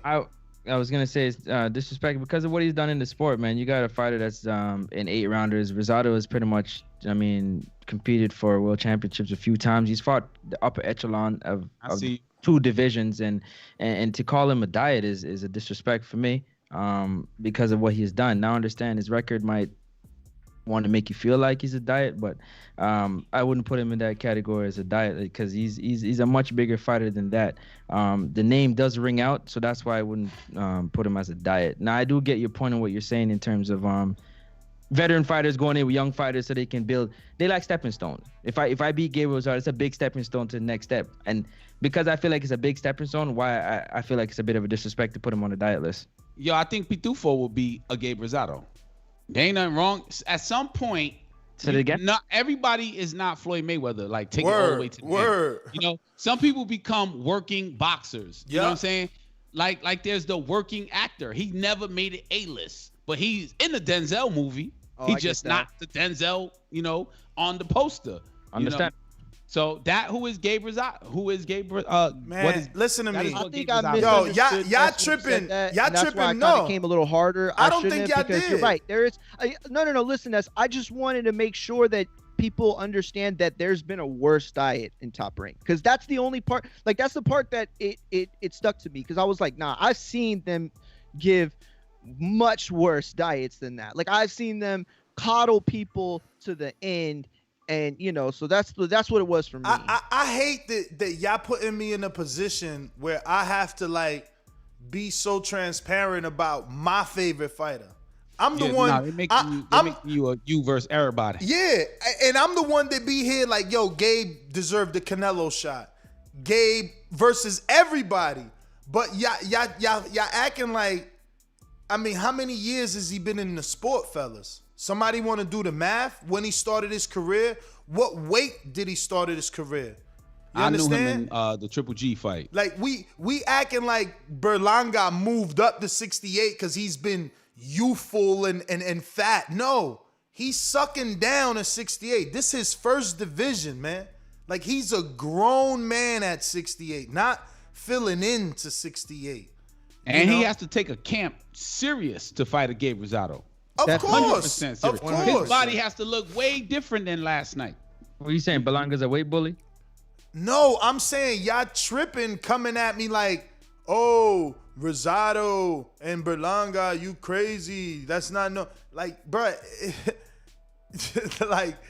Hold that thought, right? Hands a spin off on man. It, right? A $10 low key 07 again super chat. Gabe is gonna have PTSD flashbacks. Hold on, y'all ain't do the. You keep it in order. We had stopped at low key. Who did the? I'd give Edgar that C for cabron. And then next is LV Slugger. That says knock a man down 4 times in an 8-round fight is exposed. That's what the fuck I'm talking about. These dudes tripping. Right. Crazy. Definitely. Oh, he got exposed. He knocked him down 4 times. Anyway. Yeah, he exposed that his power's real. That's what he exposed. He showed you his powers. Yeah. Low key. Now, one more. Rodney Evans says, with the $4.99, Rodney Evans says, my fault, TBV. Edgar didn't respect Nicholson's power. I felt that if Nicholson had a little effort in his shots, I don't believe Edgar would have walked him down. Possibly. Listen, it was a learning fight. It was a fight that he was supposed to learn, but he also had the ability to keep doing what he normally done. It didn't go the way it normally went, and he got to learn and put in rounds. They're going to go back and work on setting up that power now, because he was walking down without a jab, no jabs to the stomach. Nicholson used his jab very well. Again, a Rosado fight on paper, he should be able to beat Rosado, but Rosado uses his jab and movement very well. And he's natural 160, right? And Rosado could up and down you as he's going away from that. Right. The super chat says from low key 07, Gabe is gonna have PTSD flashbacks to the Triple G fight if he fights Edgar. Also, I must add the Edgar us like a baby pit bull. Edgar is like a baby pit bull. Yeah, that's a typo. Edgar is like a baby pit bull. He needs a trainer that will ride his ass. I mean, Andre Rozier, we can't really ask for a different trainer. Andre smacked him. Get your shit together. Let's go. Slapped him in the face, bro, like multiple times. Like, yo, get your shit together. And he disciplined them by making them do push-ups 2 fights in a row right after the performance. And we got to see what he responds like after going those 8 rounds, like wanting to see what it's going to do. Like, look, for people that say exposed, surprised, he was going to go beyond the first round at some point. Like, this is crazy. And I'm going to say like this, the PTSD comment, Gabe Rosado fought Triple G, and I'm sure he watched the tape and was like, damn, I did this wrong. He could bring all that to that fight. Man, he learned from that fight, man. He learned from that never fight. got a beaten like that again, or am I mistaken? Because I don't got his box record, but never again. Exactly. Never again has he he learned bled like he that. learned how to move that fucking head and get better movement. That's why he was so difficult for Jacobs. I could see it go 10 rounds for Edgar Berlanga. After that fight, he made a conscious decision to stop brawling and start boxing more. And he started to, after he took a couple fights to get the brawling. He's still brawling, but you get my point. But it's not work. What happened? You're making face. Because this is why I want Border Wars to just be so. Stand by your name, man. I want Border Wars to be so big and great. Look at Trey Miller. Push-ups ain't discipline. What the fuck? Maybe you need to go 8 rounds for the first time in a tough fight, right? With a veteran, and when you exhausted, have to do push-ups. Oh, and by the way, they're on television. And then you tell me if that's not discipline. Like, we all want him to get more than just doing push-ups in the ring, but that is absolutely something after just going 8 for the first time in your career. Like, come on, man. And it's shameful to have to do push-ups on television, and then the world know that it's not you doing push-ups because you're cocky, you got the win. It's you doing push-ups because your trainer think you didn't do the right thing. So it is discipline in my opinion, man, but whatever. We here to debate. We know that Gabriel Lozado can stick to a game plan, so if this fight happens, let's see how well he can do. Because you know what, I'm really impressed that he was able to change his style from a brawler to a boxer. He stopped the brawling and started to box more. Obviously, people are expecting him to brawl. That's not going to give him the boxer chance. So let's see how this fight turns out, because he can go both ways. We can see he can brawl it and he can box it. And I think this fight, the Gabe Rosado versus Edgar Berlanga fight, takes Edgar Berlanga next level. You know what I'm saying? A win over Gabe Rosado. Absolutely. Now, obviously, the Gabe Rosado fight would make most sense. Enrique, you from Brooklyn, do you foresee, the governor allowing the Puerto Rican Day Parade this year? If not, it doesn't make sense till June of 2022. Francis, which means Jesse Hart is next. Enrique, do you even know who Jesse Hart is compared to Rosado? I know the name Jesse Hart. I know Rosado more than Jesse Hart. Like, I've seen Rosado fights live, so I don't foresee it going to 2022. I think Rosado's fight with Berlanga is a bigger catapult for the career of Berlanga. Yeah, but all right. So you saying Rosado is a bigger fight, and I agree. But since they said that I was tripping and that Rosado is not a diet, do you think Jesse Hart should be first because he's more beatable for Berlanga than Rosado? And then the same questions for you, champ. Yeah, I didn't know that. I didn't know he's more beatable. I'm asking you, do you think he's more? You said you know Jesse Hart. I know Jesse Hart, but I don't know. I only know his name. I never sat down and watched a Jesse Hart fight, so I can't really answer that. I'm gonna say, I think Jesse's a bigger puncher than Rosado. I could be incorrect in saying that, but that's my take. How do you feel about that before I go further? I mean, Rosado, man, I just fuck with Rosado. He been in there with the world. Jesse ain't been in there with the world. It's just that we can't gauge Jesse's power. I'm gonna pick Gabe. Gabe's a bigger dog, man. I'm gonna pick Gabe. Gabe's a bigger dog. When you talk about dog and heart, you look in the dictionary, it's Gabe Rosado's face, man. Mm-hmm. Let's keep it 100. Mm-hmm, mm-hmm. But yeah, Gabe Rosado's famous, man. But that's Creed. I was just gonna say big names. I was just gonna say that's what's that's possibly what's next is Jesse Hart. Jesse also on his social media saying he wants to fight with Berlanga and that, you know, his team's been approached about that fight. So it looks like that might be next. People seem to think that Jesse is at 75. I'm going to Google to make sure. Double check that, yeah. And see if that's the case. That means again. Bring him down. No, but again, that means that an 8-round fighter don't even gotta say he's the A side. The other people want to fight him and are willing to concede. You understand? This is what, and he has fought 2 fights at 175. So again, Jesse must be willing to come down to fight Berlanga. You know, and that's amazing. That's crazy, bro. That's crazy. A dude, this is the first time he goes 8 and two names in 2 different divisions are willing to get in there and lock in. Now, is it because of his stardom, Enrique, and they see that his name is popping? Or is it because they seen what Demond Nicholson did and they feel like, a race to expose him? I think it's both. I think that, you know, Berlanga makes noise, as you know. He's got the momentum. Nicholson went 8, and they're like, yo, let me finish him. You know what I'm saying? Let me take his fame. That's what boxing is about, taking fame or taking an audience. So I see it both ways. You know, everybody wants to fight Jake Paul. Word. For one reason, to be the first and to win that crowd. I think can I jump in there? I'm going to add my thoughts saying that I say both, but I'm leaning more towards this thought that the money and getting on the resume, whether with a win and loss, is big with Berlanga because his career is trajectory in, you know what I'm saying, to be going to the mountaintop. So the money that you're going to make against fighting Berlanga right now, obviously in the 8 round is not going to be a lot, but it's going to be, in a pandemic, it's something.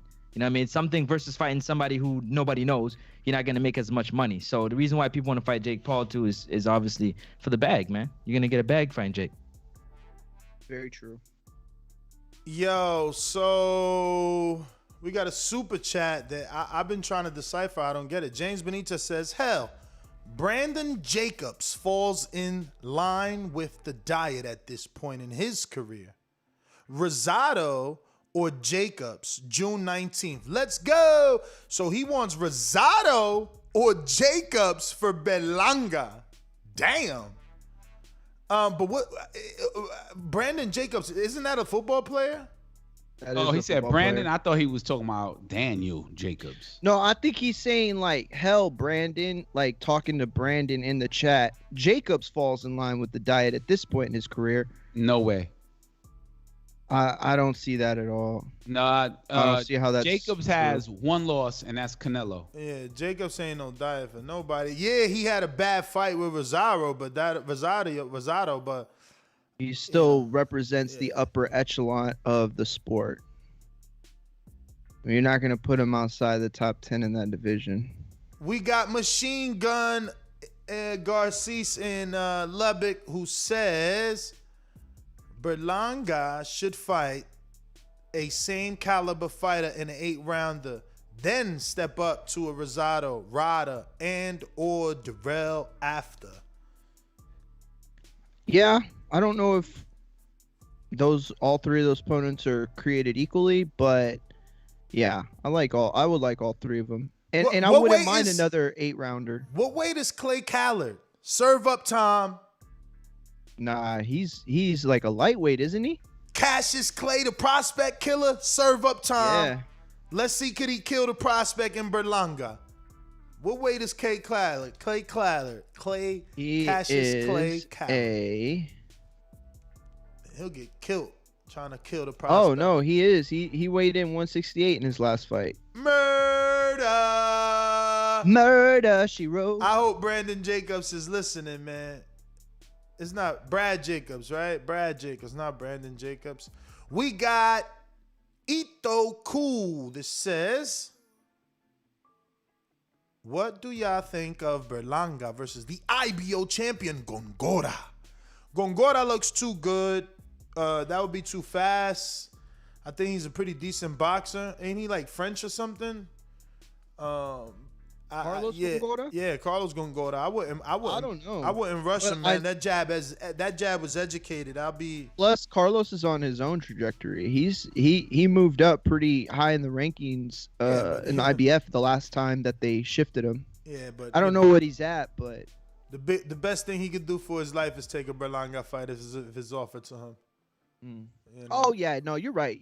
I'm just saying though, he is on his own path. I mean, he's ranked in the top 15 in multiple sanctioning bodies, IBF for sure, and then another one, I think the WBO or WBC. Yo, and Kallard is already a working relationship with Top Rank. That should be an easy fight they make. He got that bubble. You know, it's the same thing like when they gave Big Baby. But I don't understand. Clay already lost. Yeah, I know, but he's still a durable dude. Yeah, I mean, I guess. I don't really know how much he gets or how much what Berlanga gets out of a win of that More magnitude. rounds, able to put together, you know, show his matchmakers and promoters that he's able to implement the game plan this time. You know, because Gotcha. you know, the truth is, even though to me as a Berlanga fan, the fight was a success, to his matchmakers, promoter, and trainer, it's probably a fail. That's why when I said what letter grade, think so? They probably gave him a D because at the end of the day, Jesse Hart stopped him in 7. So you know that built up pressure on your shoulders of having to get the first round knockout. That was your hype that put that pressure on your shoulders. Once you got out the first round, that was no longer on your shoulders. The next level of pressure was a dude that's calling you out beat this same guy in 7 rounds. I hear you, but you know why you can't look at it like that though, honestly, because no matter what anyone wants to say, including Demond himself, he's not going to admit it. Like, part of last night, part of that game plan was getting out of that first round.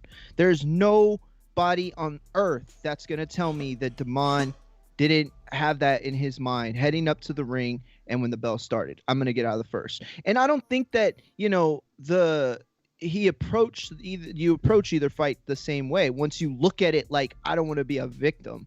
You know what I'm saying? And so I don't know. I just don't think it's a fair comparison with him and Jesse Hart, but I could see how they would look at it like that. D is to me very low. I think that anybody giving him a D is either believed in him way too much at the start of this or completely underestimates what they saw. I mean, but Mario, who's got the ceiling, Hart or Berlanga? Berlanga's got the better ceiling. All right, then. So then, you know, you're looking at the dude that you think naturally Berlanga should be better than Hart. There's more into that franchise, and he didn't do what Hart did. Yes, boxing isn't as simple as he beat him this way, you should beat him that way, but at the end of the day, your whole gimmick is punching. And you know what I'm saying? You didn't even do it in 7. So, I mean, I don't know. Maybe Brad Jacobs and the matchmakers and Bob are like, wait, you know, okay, yeah, let's give him Clay. Let's see, you know, because it's the first time he went 8. But it is what it is. We got Supermex who says, I've been saying Ryan Garcia is Victor Ortiz 2.0. That's funny. Yeah, you put that in the pre-pro. That's funny, but, you know, also very harsh, man. Victor Ortiz, I don't know. I got to wait till Ryan quits in the ring. Victor Ortiz quit in the ring twice. Maidana and with fucking, no, not Lopez. I didn't think Lopez too, so then it was either, Lopez. I thought you were going there. No, if that was when, remember, he broke his... Yeah, so then it was 3 times, because then he fucking quit with Collazo in Brooklyn too. Yo, I literally forgot all about that. Crazy. That's crazy. So you just said it right now. What Rep It says, serve up Chavez Jr. to Berlanga. Chavez Jr. Berlanga would be fantastic, but I don't know that they could get Chavez Jr. because he's doing his own thing with the zone and with all these other weird things. Like, he just had an Anderson Silva fight, right? Yeah, they're fighting June something. Yeah, that's on the schedule. That's happening. Yo, that flyer looks so fake. Like, they don't even have an official graphic designer. Like, did you see the flyer? That shit looks mad whack, man. I don't think I did see the one you're talking about. I'm gonna fucking find it, bro. I know he's put it up on his Instagram already. I've seen a flyer for it, but the one I saw wasn't too bad. But the one I saw had Senior on it too. Oh man, the kid didn't even post it on his shit. He's so funny. This dude Chavez is funny as hell. Yeah, I like that fight though. But yeah, Berlanga the Chavez Jr. fight would be huge for him. A, it's a fighter that I think he could beat. And B, it's a fighter with ton of name value. So, you know. Bruh, is that he's got no discipline. He got nobody that pushes him, man. He be out here playing all types of games, training himself in his backyard, like in his kitchen. He looks so fluffy and he's so content. You know, and you know, like, how could you fault him? His father faced, 90-something nobody. So, like, he's so content going back to Mexico and just pounding on anybody, getting any win, and then getting right back in this, in like a situation. Like, he puts himself, this dude is blessed to be a Chavez. Yes, he is. Cause Omar don't get this. It must be rough. I was a middle child, so I could imagine how rough it is for Omar never to have achieved the level of stardom of Julio, never to have achieved the financial status of Julio. Like, Julio lives like a boss, man. Like a boss. Remember, he got fined $1 million for smoking one time. Like, this dude's a boss. He's got old money, man. And I'm talking Junior. Senior, is loaded, but Junior's still loaded, man. Junior's still loaded. Is all the shit we could laugh at him, he out here packed, man. He's just got a beautiful house, all types of toys. All types of toys. Like, it's crazy where he's at, man, and what he's been able to do. Super chat from MadBen100 says, Jamaine Ortiz, great prospect. Clay just beat a highly touted UFC guy a couple days ago. Oh, yes. Thank you. You're right. He beat Anthony Pettis. You remember that name, right, Ness? The guy that did the jump off the fence and then kicked Ben Henderson in the face? Nah. I know you've seen that. We've talked about that moment where he springboarded off the cage and then kicked him in the face. I know you've seen it. I'm positive you've seen it. Anyway, he beat Anthony Pettis. It was a big win. That's like the equivalency to beating, like, I don't know, somebody in boxing. Who could you say? Who would be an Anthony Pettis in boxing? That's tough to think of on the spot. Absolutely. But yeah, that was Chavez a big win. Is a living legend, fellas. I'm not saying he's a living legend, and so will Junior if he just keeps fighting in Mexico. Just keeps doing that. Just takes the silver win and just Mexico it out, man. Yo, real quick, I gotta go, man. I gotta take my kids home. So thanks. It was a good show. TBV_casual fan is my Twitter handle. Follow me. TBV_casual fan is my YouTube channel. Follow me. All right. Peace. Next up, man, we got, since we went to that super chat from Jamie Ortiz, the half Dominican, half Puerto Rican, that everybody tried to make me think was going to knock out my boy Joseph Adorno. He got a draw, and many people believe Jamie should have won Ortiz. Jermaine Ortiz. Well, why you got no R on that notes, man? You be horrible with the fucking notes. I'm so sorry. Yo, so the point is, Ortiz, people thought he should have won, but Adorno busted him up. This is the one time that I feel like using Max Kellerman's line, Mario. What's the line, Mario? You've been doing this long enough. What's Max Kellerman's infamous line? Who would you rather be in a fight? Who would you rather be in a fight, Francis? You and Adorno just fought yesterday. Would you rather be Ortiz or Adorno? Y'all both got a draw. Who do you want to be when you go home? Adorno, man. Exactly. Ortiz's face looked like he need nose surgery. Like he ain't breathing. Like his eyes woke up today like 2 hamburgers in front of his nose, bro. He was definitely leaking, but if you look at the fight, I feel like, I don't know, man. I just thought he performed better. I absolutely understand where you're going with this, and you're right. From a judging standpoint, it's really hard to look at Ortiz and, score some rounds for him based off of that. But I just felt like Jamaine really came out Man, you and tripping, answered. Man. It's funny how dudes switch up. Who did you know more heading into that fight? Who are you more up on? No, I put it in the chat, Mario. I think Kelly. I think Kel's asked me, and I'm like, yo, I'm biased. I got Adorno winning. But this is the thing. This is the thing. If it's Triple G, he landed the bigger shots. Yeah. Willie Monroe was busier, but he landed the bigger shots. Adorno landed the cleaner. He had the better moments. But I think more spectacular shots, bro. Adorno had the better moments. I think Ortiz fought the better fight. Yeah, man. For Adorno, it was a good one though. I want to see it again though. Remember, I told you, I'm like, damn, is this a cash out, man? Now this back-to-back draws. That means he's going in tough again. For Adorno, I'm sorry. I gotta see you bring in another trainer, man. You and your dad have met your limit. It's too early in your career to be going to 2 draws and tough fights like this. Yo. And he didn't look ready. If he would have used his jab, no, he was. Well, I mean, in terms of stamina, he probably wasn't ready, but that's what I meant. He made this fight so much harder for himself because when he would use the jab, he has a fucking good jab, man. He has a great jab. Somebody else need to get up in there and help him unlock his full potential. He's a little flat-footed. He gets behind you ain't going far in your career. This ain't for just Adorno. This for any fucking fighter that thinks they're gonna go far in their career, putting on the earmuffs. You ain't going nowhere with that. That's free shots. That's free shots. You cannot just put on the earmuffs and try to walk somebody down. Ortiz just didn't have power. He just didn't have power like that. If he got real power, what division is this? What division is Adorno in? If he had real power, bruh, it would be a problem for Adorno because they gonna hit him right on them gloves and them shots still hurt. Man, I'm only 8 ounces. You He's tripping. Lightweight.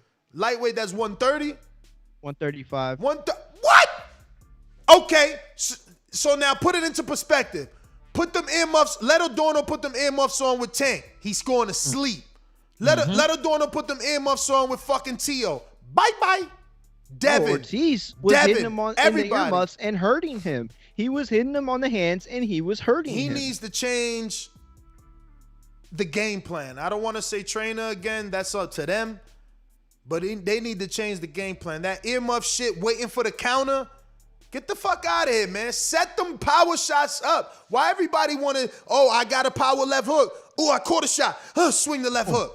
No, man. Set that shit up off the jab, man. Double jab. Boom, left hook. You know what I'm saying?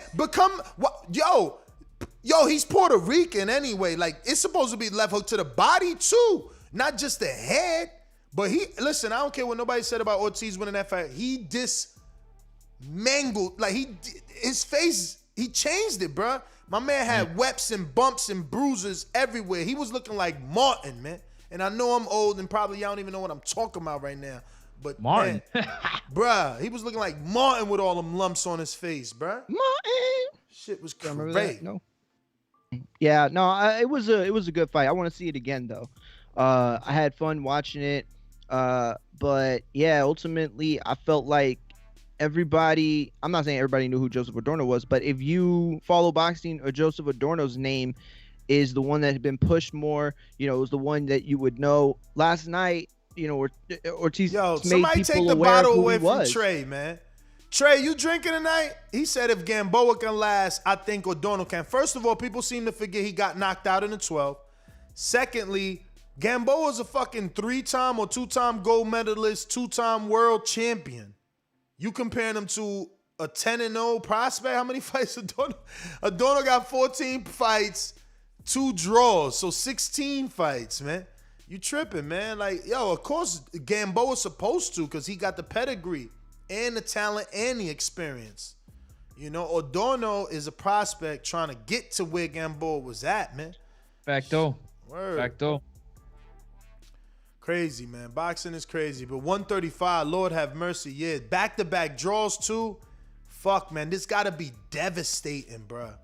This got to be devastating. That's what I was saying last night. If there were, listen, I feel like the kind of fight it should have raised both guys' profiles. But when one guy starts at a certain point and another guy started the fight at a certain point, Ortiz really made last night count in a draw. Adorno, I feel like because coming in from the draw that he wasn't supposed to get in the first place, it just wasn't as successful a night for him, So we see the rematch, and one of them's got to take it from the other one. They got to take it. I don't think that he needs the rematch right now, man. And you know what? A draw is better than L, but a draw is not as good as a win. So, Word. Get an opportunity. What do they always say, France? Like kissing your sister? You know what I'm saying? Like, for real, I understand what Ness is saying, because you're looking like these are supposed to be fights that's supposed to help you build to the next step, and you had 2 draws back to back. So, it would almost look like in 2 fights you haven't made no improvements because of the draw. But we know you've obviously made it in the ring, development in the gym, but you haven't showed it to get the wins. You understand? Does that make sense? Yeah. So, when you go back to the drawing board now for the 3rd time, what exactly are you drawing on the board? I wonder what happens, bro, because Mario, what's my man name? Nahara? Right? Yeah. Hector Tananahara? No. No? The one that was with Top Rank and got I think his name was Bam, maybe? Oh, yeah. From San Ivan, Antonio. Ivan Nahara? Ivan. Yes. You sure? I don't know, but I might be saying the name wrong. All I know is he had some fights like this where he actually lost, though, and he got cut. You know what I'm saying? We know Top Rank cuts you. They cut people. Like, what happens now to Adorno? Yeah, he got cut after the Felix Verdejo loss, right? Yeah. Or was it Saul Rodriguez? Saul got cut too. Yeah. And he was undefeated. Yeah. Well, actually, I think he wanted out of his contract to go with TMT. I don't know, some weirdness. I don't know. But it was both him, Ivan Bam Bam Nahara. Damn, I don't remember how to say it, but yeah, from San Antonio. And he lost to Raymond Beltran too. But yeah, they got cut. They will cut them. You're right. And I hope that doesn't happen to Adorno, man. So Trey Miller says Clay won't last with Berlanga because I guess Beck stopped Clay in 4, and Clay is with PFL League now. Yeah, man. I guess he can't fight because he's over there. Again, it's a developmental fight, so it really doesn't matter who stopped him. In my opinion, it's just a fight to see can Edgar put together the game plan that he didn't do with Nicholson. You know what I mean? But you were saying something, Francis? Yeah, I was saying going down to the end of the fight. We can definitely tell that Berlanga gassed a little bit, but showed the youth. He had youthfulness with the pop. Nicholson just with the veteran experience, just knew crafty moves and different angles, and he used every bit of that. For 8 rounds. So shout out to Eric. He learned a lot, man. Berlanga's gonna learn a lot from this fight. Hopefully he can take. Just not look at the knockout as not happening, but look at what just happened in the fight and how well, in the fight he was able to come out. He didn't look beat up too much in his face. He didn't, he didn't look swell up. He didn't have a cut. He didn't have any lumps or anything like that. So that's also a plus, right? Mm-hmm. LV Slugger says David Morrell beats Berlanga now. Big future fight. David Morrell is also an interim or a regular champ right now, and Berlanga is not. Berlanga's still doing 8-rounders. David Morrell also jumped the line. Berlanga did not. Two different paths, man. Different matchmaking right there. Definitely. We got Matt Bent in Kansas City that says, I felt Ortiz was the better skilled fighter. Want to see him more. There you go. People are gonna take whatever side they want. That's someone gonna feel like Joseph, and someone go, oh, Ortiz, who's that? Like Mario said, he just made a name for himself. Yep. Is that how you feel, Mario? 100%. Just based off of Twitter, I know you saw last night too. The needle got moved with him. There were a lot of people that watch boxing every weekend that made it a point to say, I want to see Ortiz again, and that's the basis of creating a fandom. I think he did a lot with that opportunity last night. Especially if you think about how the rest of the night went for some of the other guys, including a guy like Xander Zayas, only needed 1 round. But there were a lot of people that were kind of hard on him, saying that he got hit, that Xander got touched up. He did get caught with one right hand, but this is what I'm saying. This is why I need border wars to get bigger. Like, word is born. First of all, we need a league, right? We need an NFL for boxing. So it's like a boxing FL. What would you call it? Boxing Federation League? What do we call it? Boxing Federation. I like that. BFL. BFL, right? First we need that, and then I would go as far as being so strict that it's like you can't even get boxing. You know what I mean? Like, what you mean? Straight up like Neo in the Matrix. Remember those electric robots that used to chase you in the Matrix? Mm-hmm. Like, those dudes come at you if you try to access boxing via, links and shit. You could only get boxing through the provider. And in order to get it, you got to get in the ring your damn self. Because these dudes just be talking. These dudes just be talking, man. You can't just talk like that without knowing some of this shit. You actually got to get in there and understand how this shit works, man. I used to get mad when people said that, honestly. Like, fighters that's the first thing. When you give a fighter a tough question, like, look, you ain't no fighter, man. You ain't never been in there. It's like, fuck. And it doesn't mean just because we sparring and shit like that, we've been in there because, it's obviously levels. But I definitely understand where they're coming from. Until you're in that ring, you just don't really understand. And people just be saying shit, man. You just saying shit because you a fan on the outside that never been punched in the face for 3 minutes. Maybe you took a shot to the face at the bar or, at a bachelor party, but it wasn't for 3 minutes, for 3 rounds, 6 rounds, 8 fucking rounds. Like, you dudes in the just bar be fight talking. for like 20 seconds. Yeah, you know what I'm saying? The bar fight, security come and break you up. It felt like 20, but it was only 20 seconds. It felt like 20 minutes, but it was only 20 seconds. Yeah, man, like that's not what we talking. We talking about a real legit fight. You know what I'm saying? Like, bruh. It's different. What else we got on the list? Do we got on the list? I got something I got to bring up, but I want us to get through everything first because I really got to get your take on it and Mario's. I did put the side note on there about Teofimo being left off the top rank thing last night. The promo. And I did want to, the promo. Crazy. I did want to kind of touch on that. That seemed very intentional. A lot of people on Twitter hit me up last night like, yo, you noticed that they left Teofimo off the list? And people caught that. That was definitely a subliminal fired his way. Bruh, but they didn't only leave him off, Mario. They set it up by talking about the dude that lost to Teo. Yeah. Announcing his fight and his return. Announcing like, oh, they're saying the 4 kings, but Loma's still right here. Like, Loma's still that guy. Those 4 kings or whatever. But yeah, whatever. But Loma, they're disrespectful at Top Rank. I mean, that's because, I don't understand these fighters, honestly. I mean, obviously. What do you mean? Because obviously you and I and Francis don't get to see the verbiage in any of these contracts, which will make these conversations seem like nothing at all, right? Because how much money you getting, how much money you'll get every time you get a win. The verbiage in your contract matters.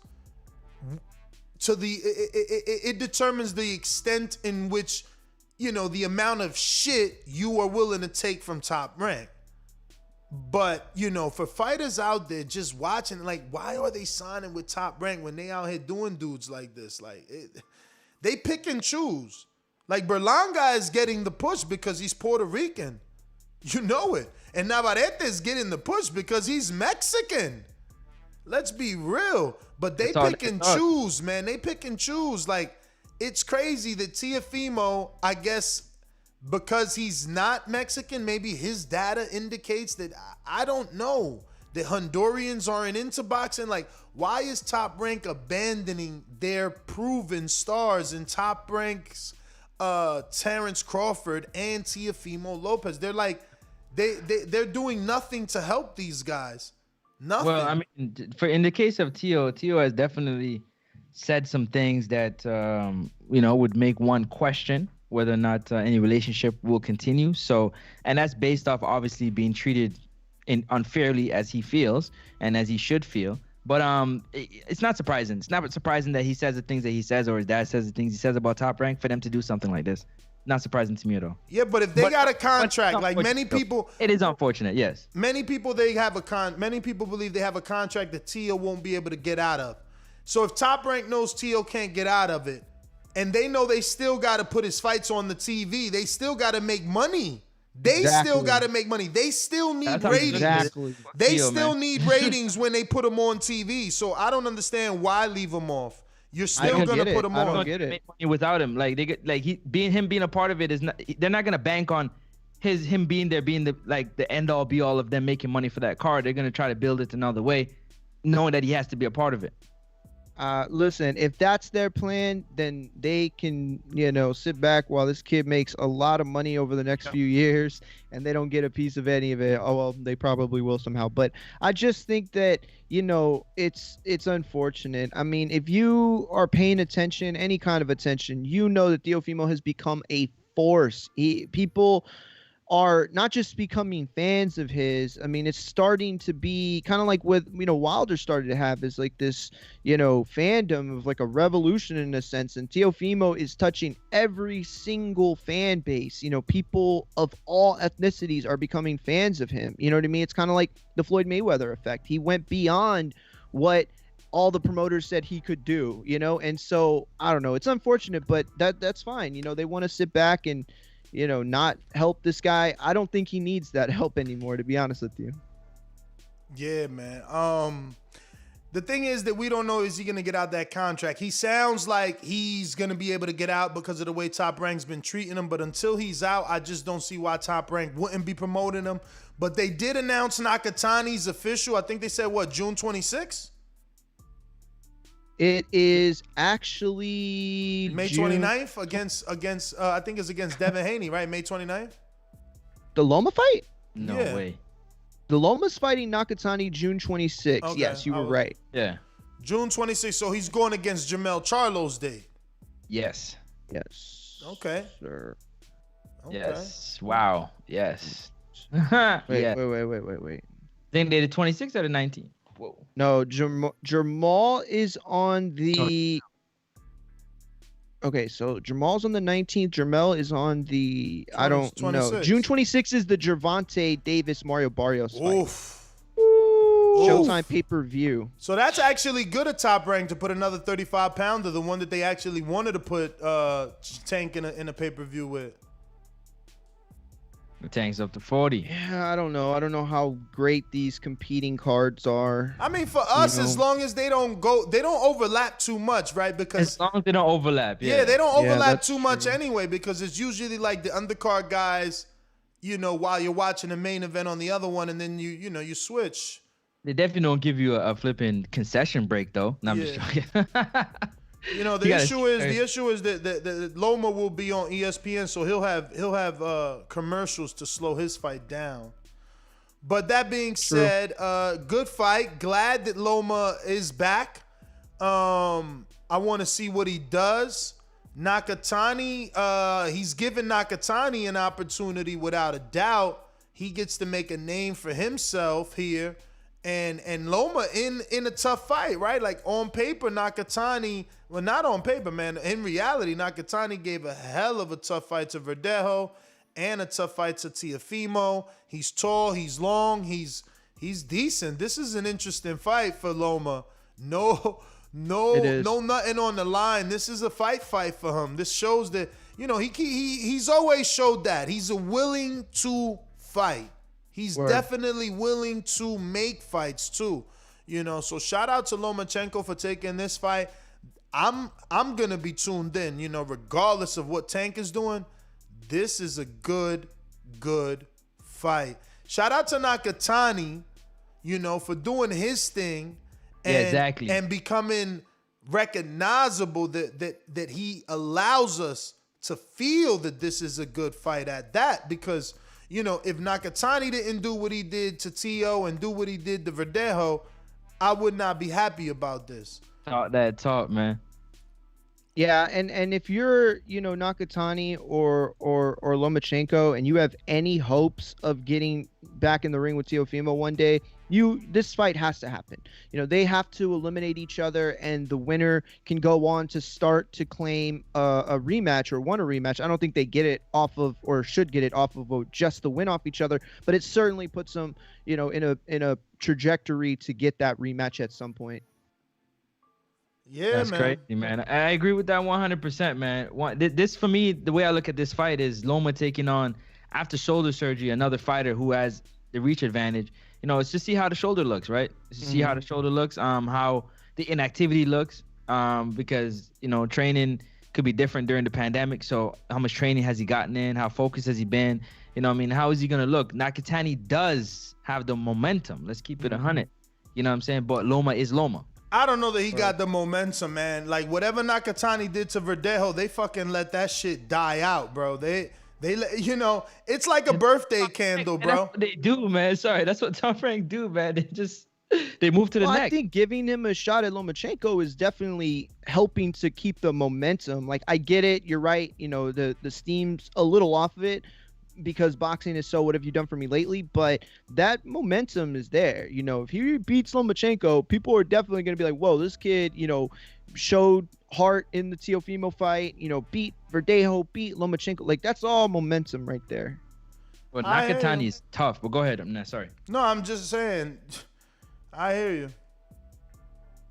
Well, tough. He ain't no push. He ain't gonna be. He a tough guy, man. He tough. So let's see how much shots he can take, and how well he can deal with the skill level, man, of Lomachenko. We seen Tio deal with it. Let's see if another young up-and-coming fighter like a Nakatani can do something, man. Change his life. Definitely. Well, the only last two things we have, we can go over real quick. I don't know if y'all got to see the Felix Cash, Denzel Bentley fight. Yeah. Felix Cash got the win against Denzel Bentley in 3 rounds.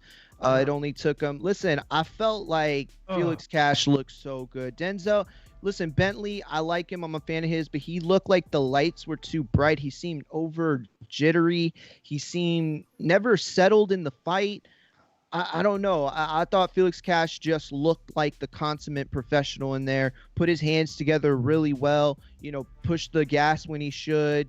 It was a good fight. It was a good fight. Hey, Mario, I can't really let you do that to my man Bentley, saying that he didn't look like the consummate pro, man, because he did. He came in there, he made the weight, he came in and he fought, True. with his awkward style. Obviously it took Felix Cash, but I think Felix Cash just had the bit between his teeth. He knew that it was his time to show up, and I could partly agree with you, Mario, with the lights might being a bit too bright with this situation, given the fight. But I felt like Bentley, I don't know, man. He just didn't have it that day, man. Just didn't have it that day, and I agree with you with that one. Felix Cash was on it from the dressing room, from the walkout, staring him down. He just knew that this is my moment, and I'm not gonna be denied. Bentley kind of casually went through it, in my opinion. Not to say. And I don't want to get no shot at him because he worked hard, but it would look like he casually went through it. But I know he didn't, though. Yeah, no, I agree. You're right. He came in, he looked good, physically. I don't know. He just seemed very jittery to me. I don't know if it was the lights or what, but definitely a great win from Felix Cash. And I definitely want to, give a shout out to Kenshiro, who beat Tetsuya in a 12-round unanimous decision. He did score a knockdown in the fight. Unfortunately, I still haven't found a really good link yet. The one I found was real grainy, but I did get to see the fight. Very good fight. I cannot wait. I hope that they make the Kyoguchi fight next, who is the WBA champion. Kenshiro did retain the WBC Junior Flyweight Championship, and we need this unification fight. We need it. It's one of the best fights that can be made in boxing in terms of high class fighters at a specific weight. And there's still guys like Elwin Soto there. Felix Alvarado holds a piece of the pie at the IBF, and then there are really interesting guys in there like Heno and Kimura, I think is how you say it, Jesse Rodriguez. There's like a lot of guys in there that are coming up, but this is the fight. Kyoguchi, and Kenshiro. This needs to happen. I hope it happens next. If you want to see Kyoguchi, you could see him on DAZN, American DAZN subscribers. You know, he had his last fight on there, so get familiar with him, and hopefully they make this fight, and hopefully even more than that, there is a way that Americans can watch the fight, because there was no way for Americans to watch the fight. There was no way for anybody outside of Japan to watch it. Go ahead. Give us did they perform the way you expected them, both fighters? That's what I want to know from you. It was a little it took a little longer, I think, than I thought it would take for Kenshiro to really start and get going. I think he circled a lot, you know, in respect. I don't know if it was that he respected him, but he acted like he respected Tetsuya a lot more than I thought he would. You know, he didn't play games with him, but he definitely didn't really push a lot really hard. And then once he started throwing, man, he let that leather fly. You know, I know, Francis, that, you know, the big talk that we've had on this show is whether guys this size hit hard enough for it to resonate with casual fans, but this guy packs a punch. He is one of the few guys, I think, at these weights that, I mean, I don't want to say anything because I don't want to be held to a certain standard, but he could make a lot of guys feel his power at, you know, well above his weight class. He's definitely hits really hard, got a lot of pop. Love it. They're definitely looking for it. I'm gonna definitely check that fight out, man, because I like all fight styles, and I love to see how these guys throw leather. That was the last one too, so if you want to bring up. That was the last one? Yeah. All right, so what I wanted to bring up, Ness, you had something to say? Nah, go for it. What I wanted to say is, I know Ness had talked about Edgar Berlanga having Anuel's album or from his song across the front of his shorts. But Anuel, with all that icer on his neck, was with Jorge Masvidal in Miami. Whoa. I mean, and talked him out with the belt, the BMF belt. So I just want to know, like, you know what I'm saying? I don't even know why you would bring this up, knowing that all that did was show that Anuel went with the wrong dude. First of all, he chose a Cuban over his own brethren, Puerto Rico's own Edgar Berlanga, de la Isla de Encanto. That's his friend though. That's his good friend though. Keep it there. It don't matter. You don't cross the grain, bro. You choose my man from La Isla del Encanto and not the other dude from Cuba, because ain't that where George from? Yeah. All right. So in the Olympics, checking? Yeah, I'm checking. Let me check that. Yeah, no. George Masvidal came up he's from out here in Florida because he's smart. He's from Miami, Florida. Yeah, because he's smart. He's from out here. He started with Kimbo and them Slice. He's Cuban. He's from the streets. He's a backyard fighter. He's from the streets. You know, he grew up in Miami. Yeah. I heard of the Cuban. You know what I'm saying? He's Latino. But Anuel chose the wrong dog, man. Like Canelo told you, ¿a quién le van? ¿A quién le van? Aquí está su gallo. I'm your warrior. I'm your warrior. If you're a beat dude, you're the biggest star, man. Berlanga ain't there yet. I understand. You're going to be there soon. I said it. Yeah, I said it because he lost. Mario, you went with the dude that got knocked out. Fuck out of here. That's why he's back. Yo, my man all over Instagram getting knocked out. And you know what's worse? Worse? He came in with a mix. Stop it. Yo, Mario, you know what's worse? To a dude like me that doesn't watch it, didn't buy it, only watches it on Instagram, on your feed, why it look like he got knocked out by the dude that Chavez is fighting? That's how it looks like to me. Now you're tripping. You're tripping. Do they not favor each other? Not even close. Go look at it. Man, y'all tripping, man. Y'all tripping. Father body, yo. He got a dad tripping, body. man. My man Usyk Y'all tripping. Yo, tell me why your man. Just tell me why your man's ducked Berlanga, man. For what? Is he a bigger star? Yeah, I mean George Masvidal was in a bigger fight. You know what I'm saying? It's all good. But It's same Florida. Only an hour away. I guarantee he went like this. Soon as he picked up his phone and seen Instagram, he was like, "Puñeta! I should have went with him." You understand? Because they partying. They still partying in Kissimmee. The after party's still going. I got all types of phone calls. Still going. Still going, yo. Yo, they got Lumi D out there. They singing and shit, bro. This shit popping in Kissimmee right now. I'm telling you what it is, bro. Keem just waking up right now. See, Brotherhood said it. Ness is right. Usama and Silva are both bald head, man. Y'all tripping, man. But by that logic, you look like both of them. But they even the same complexion. Why y'all lying? And they got the same build. Yo, shut up, man. All right, I'm about to go find this dude on Instagram. Yo, let's end the What's show, his man. name? Usman looked like they gave him the Soldier Super Serum. Usman. Like, quit playing, bro. He Usman. looked like they got him. He talking about they noggin. They noggin look the same. That's what he talking Bruh, about. y'all tripping hard right now. Look at this man's head. I'm about to pull up both these heads. Y'all tripping. No homo, man. Y'all tripping right now, man. I'm going. Please pause that. I'm going right now. Y'all crazy right now, man. What's the other dude named Silva? Anderson Silva. Yo, look at Gamboa. Yo, Gamboa out here still looking young. Yo, shout out to Gamboa. Yo, they be tossing Gamboa around. Gamboa got to put his foot down, man. No more domestic violence, Gamboa. They can't toss you around like a used girl, man. They tripping, man.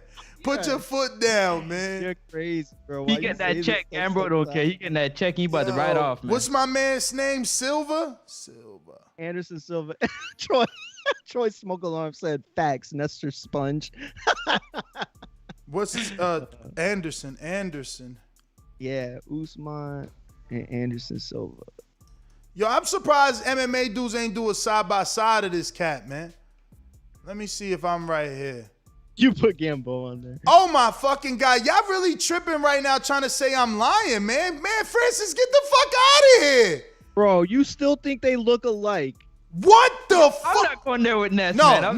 no. I'm done. I'm screen sharing this shit, man. Y'all tripping right now, man. Get the fuck out of here. If anything, y'all could be like, oh, I can see what you mean, Ness. One looks younger than the other. This the younger version of Silva. Like, fuck. Two brothers look alike. I agree. Look at this. Look at this. One of them looks like a Greek god, and the other one looks like they. All right. So just look at the screen and tell me the two pictures I chose don't favor each other. Go. Okay. Go. Waiting. Go. Tell me I'm lying, man. Y'all lying. Both these dudes look alike. Listen, if you showed me something, I'll tell you the truth. Doppelganger. I've seen both these guys almost every fight these guys have ever fought, and never at Doppelganger. one time have I ever thought, yo, you know what? Doppelganger. Never. Doppelganger. Y'all see it? Y'all see it right now. Y'all see it right now. Y'all see it right now. Everybody in the chat see it. Everybody in the chat see it. 2020 check, man. Everybody in the chat see it. Y'all tripping out here. Y'all tripping out here. That is not. They do not look. Y'all tripping out here. Them dudes look exactly alike, bruh. Shit. just my man Usama is like a little more buff, man. He like a little more ripped. Like this the pic right here. I wish this picture was a still pic. The one where he holding the belt. He really looked like Silva. But whatever. Look, who cares, man? All them MMA dudes look the same to me. All I'm saying, I was just tell him step in the boxing ring, man. Mario, listen, man. I was with Ness for like, I don't know, a week or two. And listen, man, we played. And listen, I know Annual. As soon as I see, I was like, oh, that's Annual right there. I had to Google it because I didn't really know. I had to Google it. Yeah. I put it in Google. I said, oh, that's him. Hit Ness. Yo, man, what's going on, man? He's walking out my man with the belt, bro. What's happening? Like J Balvin walking out Canelo, you know what I'm saying, in Miami for his fight against Yodro, man. That's what we talking about here. But I understand, though. Let's move on. So Tio is that... What? Yo, Sam in the UK said Mario looked like Canelo. You do look like Canelo a little bit. Side by side. Nah, bro. You look like Canelo a little bit, bruh. Just a little bit. You gotta like wake up early in the morning, squint, turn to the left. You know what I'm saying? Sun gotta be right. It's all about the angles. Yo, LV Slugger with the $5 super chat. He forgot his showing some love, or he forgot his message. Either way. Yeah, you know, I'll give him credit, man. I think that Unwell probably shows up next time on the other side. Word. he know he made a mistake. He like, damn, I should have went with my peoples, man. He know it, man. Nah, he don't, man, because he's still partying, man. You tripping. That's Miami's own, man. Street Jesus, man. Be baptizing people. Just he got blessed that yesterday. That's all, man. But he's still the man. He came. Yo, when's the last person you see? Hold on. When did the last person you see show up in a fur coat in Florida? Real. I mean, it just shows you. It just shows you. It just shows you that he on another level. That's what it shows you, man. His money different. It shows you that he don't know too much. He got a fur coat in Miami. You know what I'm saying? Man, you hate it because you ain't got no fur. I understand. I wouldn't have a fur in Miami. I wouldn't have a fur in Miami. You know what I'm saying? I'm not trying to sweat. You know what I mean? I'm good. Nah, he wasn't sweating at all though. But yo, he was sweating when he woke up. He was like, "Yo, what the fuck happened?" Know what Bro, I'm saying? that was a and why he tried to counter? Dog. First of all, this is why these dudes, you know, this is why they never should try to fight. My man tried to counter a lead right hand with some sort of a slow check slap hook. He was like, he just was like, oof. Hey, Ness. Yeah, he caught him, bro. Hey, Mario, I want to ask you guys a question real quick. Who do you think Fortuna should fight next now that Ryan's out the way? Because he got to. Well, first of all, I want to see Golden Boy give Fortuna anywhere between $10,000 to $25,000 for his troubles. You know, camp expenses. My man's been in Puerto Rico for like the last year. Everybody's been fucking him around with a fight. He's been away from his family for over 12 months. You know, trying to show discipline. The one thing Dominicans get a knock for, he's out here trying to keep it together and people dicking him around. You know, everybody got issues. Everybody got problems. That's okay, but so does he. He hasn't made it to the level of any of the fighters we spoke about today. So for him not to get his opportunity continuously, Campbell signed, that's off. Devin, that's off. Ryan, that's off. Like, it's crazy at this point. I agree. It would be one thing if it was just another fight, but this was a big opportunity, you know, because it wasn't just this fight. He wins this fight. It puts him in a position to fight the winner of Haney Linares. You win that fight, and all of a sudden, like, you and Teofimo just make sense. Like, that's, you know what I'm saying? So it's like, oh man, there was a lot on the line, but as far as who he could fight, I agree with Ness. First and foremost, he needs to be compensated for his time. But I don't know, you know, Luke Campbell didn't look that bad in that fight, and Luke Campbell was a fight that I did want to see with him and Javier Fortuna. You know, if he's willing to step up, I wouldn't mind seeing that fight. You know, because it's kind of like salvaging the best you could. I like that fight. I was gonna say Fortuna Comey, but I like Campbell. He'll get more popularity. UK fans will probably love him if he sleeps Campbell, and then be, you know, saying that Ryan is ducking him if he sleeps Campbell. Word. Yeah, I can see. I like that. I know this probably wouldn't be too popular, but no, actually, no, never mind. Let's move on. Scary cat. Nah, because I was to double check something. I was gonna say Rolly, but Rolly's at 35, right? I think so. Yeah, Rolly's 35. I'd like that fight. Fortuna Rolly? Yeah. Let's do it. I think that's it. We're going out to the callers, man.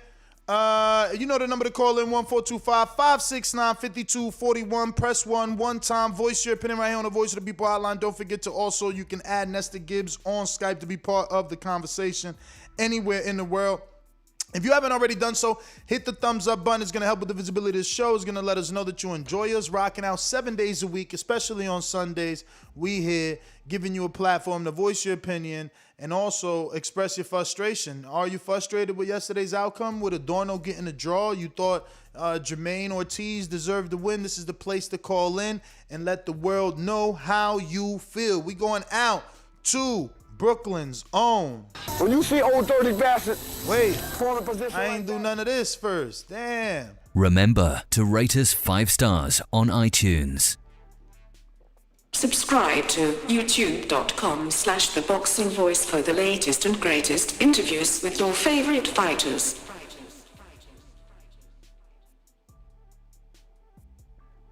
In Jesus' name. The champ is here! The champ is here! Red belt, black belt, WO and green. I'm king. Undisputed GOAT, TBE. And you can catch the news first on TBV.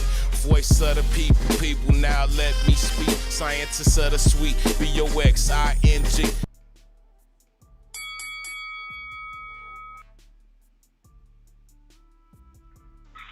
Yo, TBV, what up? You can hear me? Stainless, what up? What up? What's goody? Yo, man, it sounds like my signal giving out on me, man. I just called to say what's up, man. I was hanging out with my son yesterday. Cool. I was hanging out with my son watching that Mortal Kombat movie, so I ain't catching none of the fights. I'm gonna watch them tonight. But I was calling in because I'm starting to get that mixtape fever. So I was gonna start on Boxing Bars mixtape volume 2. I'm gonna call it the Border Wars edition. So if anybody need like a ring walk or something, Marvin, I gotta go back and make sure it's down again. But if anybody need a ring walk, hit me up because I think I'm gonna make a mixtape with that instead. You feel me? Can I get a request? Yeah, what up? I need a Border Wars song, like one we could play in between rounds, one we could play when Border Wars shows. We got so many Border Wars shows, unguarded shows. We don't have an official song like the one Justo made. You know, it was dope. I don't know what happens when y'all send me audio. Sometimes you can even hear the difference. Like sometimes you send me something that you said was mixed and it'll sound distorted on my end. That being said, when Lid's low is like no more, that don't sound clear to me. You know what I'm saying? And so I just I think that's how he intended for it to sound. You know what I'm saying? It's so it sound more like it's over a phone call or something like that. You know what I'm saying? Sometimes people do that for different effect. You know what I'm saying? So it may just be that, and then your soundboard. So depending on how stuff plug in, it may cause the effects or take some of the sample kits out there. I'm just saying I don't really love it. Can I get a remix though? Can I get a remix? I'm with that, man. Ironically, Justo was one of the first guys I hit up because he and I talked after the last one, and I thought it'd be a good idea for me and him to partner up on it. Also, I hit up Adrian, man. I tried to hit up the TBV hip hop or Boxing Bars commission. So if y'all see one of them calls come through on Skype, just go ahead and answer because that's me. You know what I'm saying? I'm trying to go ahead and piece this together. It'll probably be 6 months for the project done. You know what I'm saying? I'm just now. Well, you know me, man. I like to put time in. It was probably 6-7 months for the last one. I mean, then you're talking about still coordinating people because we still kind of in Corona lockdown. You know what I'm saying? So trying to recreate that. It might be easy for those of us who did it the first time, but we had a lot of additions, not just to Boxing Bars, but to the TBV community and the TBV hip hop community since then. So, yo, are you competitive?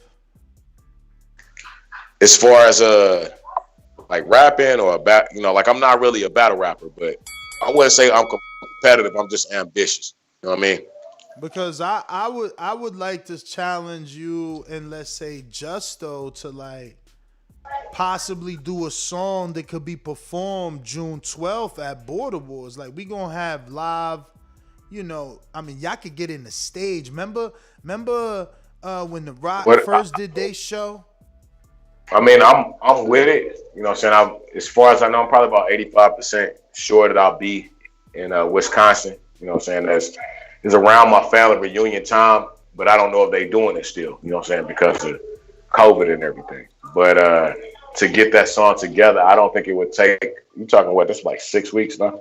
48 days left. 48 days left. Yeah. So I don't think it would take that long to get a song like that together, but both of us being there to perform it, that I can't guarantee.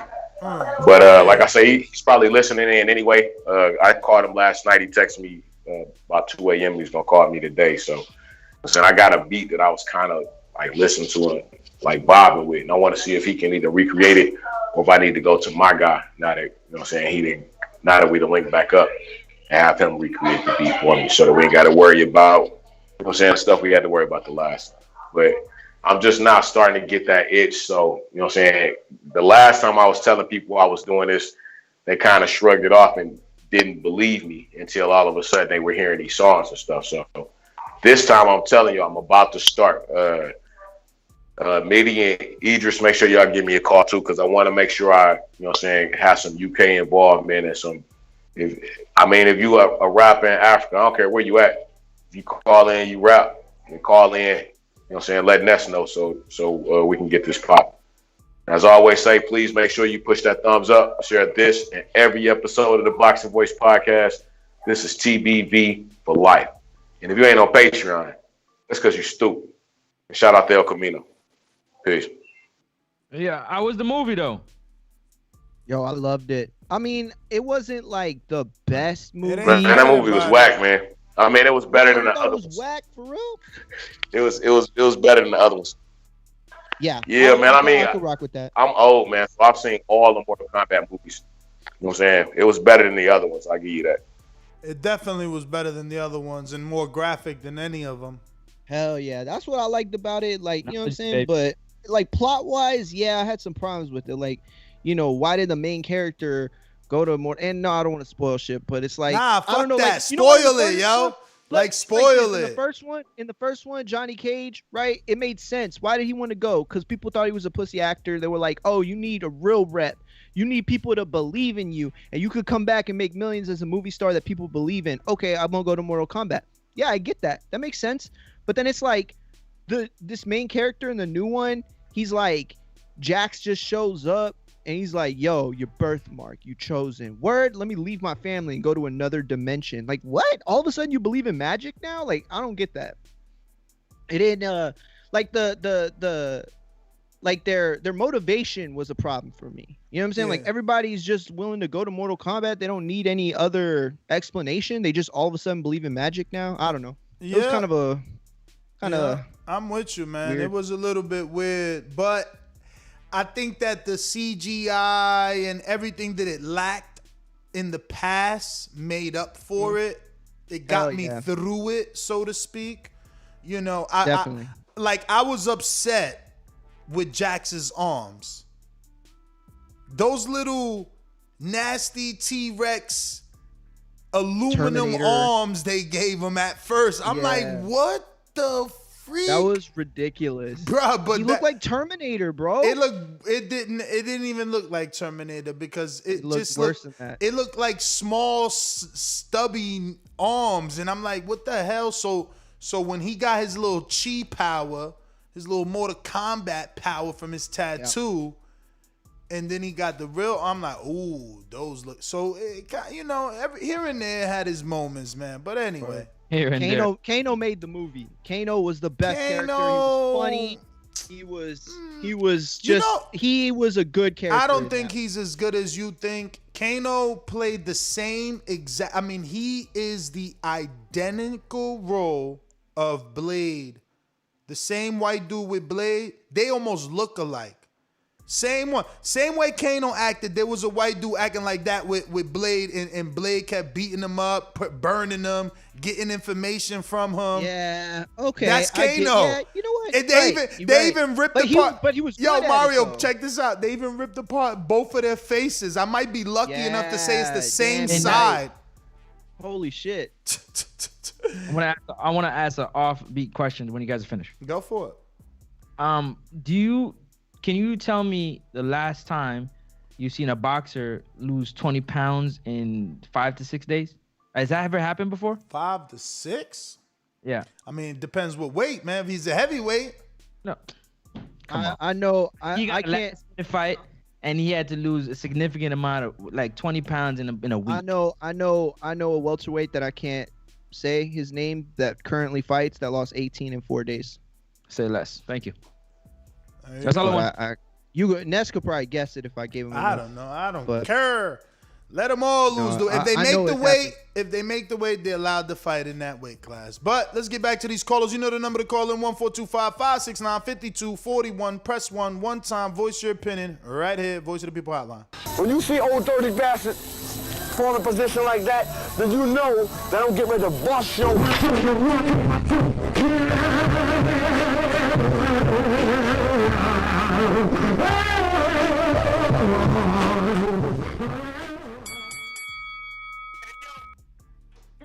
Peace. You hear me? Yep. Listen, man. I'm going to give my man Eddie B from Brooklyn, New York, I'm going to give him a C because he didn't listen. He could have been got him out of there, dog. But I'm going to tell you one thing. I want him to fight either David Morale or you got to put him against that other 168-pound dude, man. I don't need Kylie Greens, man. Kylie going to get knocked the fuck out. We all see what's coming, man. Gabe, Puerto Rock versus Puerto Rock. I can roll with that. Yo, Navarrete, let me tell you something, man. When that dude caught Diaz, that was the upper. Yo, he threw that. Yo, I swear it was Plastic Man. Yo, dude blocked it, right? Diaz, but he caught him. Yo, he threw that shit from half the ring, yo. He threw that shit from half the ring and caught him. It's like his arms got longer. You know what I mean? Big shout out to Christopher Diaz, but fuck that, man. Where Gary Russell at? Gary, I got somebody for you. He's a cowboy from Mexico. Take that. And if you don't take that, I could see him getting busy at 130, man. It's funny how big Navarrete is, but yo, that's not even a top-ranked diet. That's grapes, cherries, strawberries, you know, all nutrients. Know what I mean?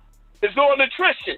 But they ain't no, that's a top-ranked diet, but it ain't the real steak and potato shit. His shit kind of, the dude was bigger. Diaz was boxing him, but he couldn't. Yo, if he had power, he could have caught Navarrete in the 11th round, but the shit didn't go his way, though. But big up the Diaz, man. Yo, that Adorno shit, Adorno. Yo, stop coming in the ring with purple hair, cream hair, and green hair matching your gloves, man. This shit is boxing. This shit ain't interior decorating. We don't need that. You know what I mean? Word.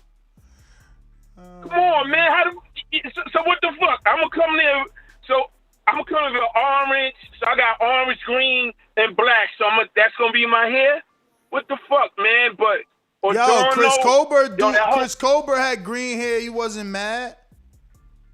I'm not mad because he started the shit. They biting. You heard? Malignaggi started it. Man. Malignaggi started it. But the Egyptian, Junior Johan started it. Yo, let's put it like this, man. Yo, let's come to Loma. Shout out to Eno, the White Wolf from Game of Thrones, is back. You know what I mean? Yo, Nakatani. Going out to Florida. Wait a minute. You say you know boxing? Yeah. What is it? Maybe I don't know. Tell me what a pool counter is. Pool counter? I've never heard that term before. That must be your term. You must have been busy. Fair shake. HBO needs to fire you. You don't know shit about boxing. You ain't shit. What up? What up, Keem? Who was in Kissimmee? Who was in Yes, sir. Kissimmee? Yes, sir. That crowd sounded lit. What you was with like 3 TBV family, right? Yo, I linked up with Jay from Orlando. Good people. We watched the Adorno for the Joseph Adorno fight while we was in that long line to, get something to drink. Adrian Rowan's out here in Kissimmee with the family, doing the Disney World and all that. And he got to sneak out and come to the fight and chill, you know what I'm saying? So it was cool, man. Linked up with TBV family, seen Xander Zayas out there. It was good, man. It was cool. There's a lot of people in there. I ain't gonna lie, Berlanga had the building rocking though. It was rocking when it was time for him to fight. And when he got out of there, a lot of people left. But it was that main event is one of the best fights I ever seen. That's probably the best fight I ever seen live in my life. That was a really good fight, man. And I think, I gotta watch. I don't know what it looked like on the TV to y'all, but that was like fight of the year for me watching that. That was a really good fight, man. But yeah, it was a good card all around. A lot of good fights. Joseph Adorno, look, he got out of that ring, bro, and come to find out we was sitting next to like his whole family. My man's was literally sitting like 3 seats away from me, holding his son, chilling after the fight with all his titis and tios and everybody. Like, he was good, man. He was good people. He was a nice dude. He seemed, I seen that picture you took with him. He seemed in good spirits, man. And he was just right there the whole time. He was cool. He was good people. He seemed in good spirits, man. So, hopefully he takes that draw in stride. But in that fight, man, I thought he gassed a little through the middle. You know what I'm saying? The middle of that fight got shaky. He looked tired. He was getting hit with some big shots. And, I thought he did enough to pull out a split. But, the draw makes sense, man. And then, Berlanga looked good. I thought he showed what he needed to show for the most part. He took some pretty big shots. He showed he's got a decent chin. Showed he still carried his power to that 8th round. But I agree with, I think it was Ness saying that I would like to have seen the 10-rounder.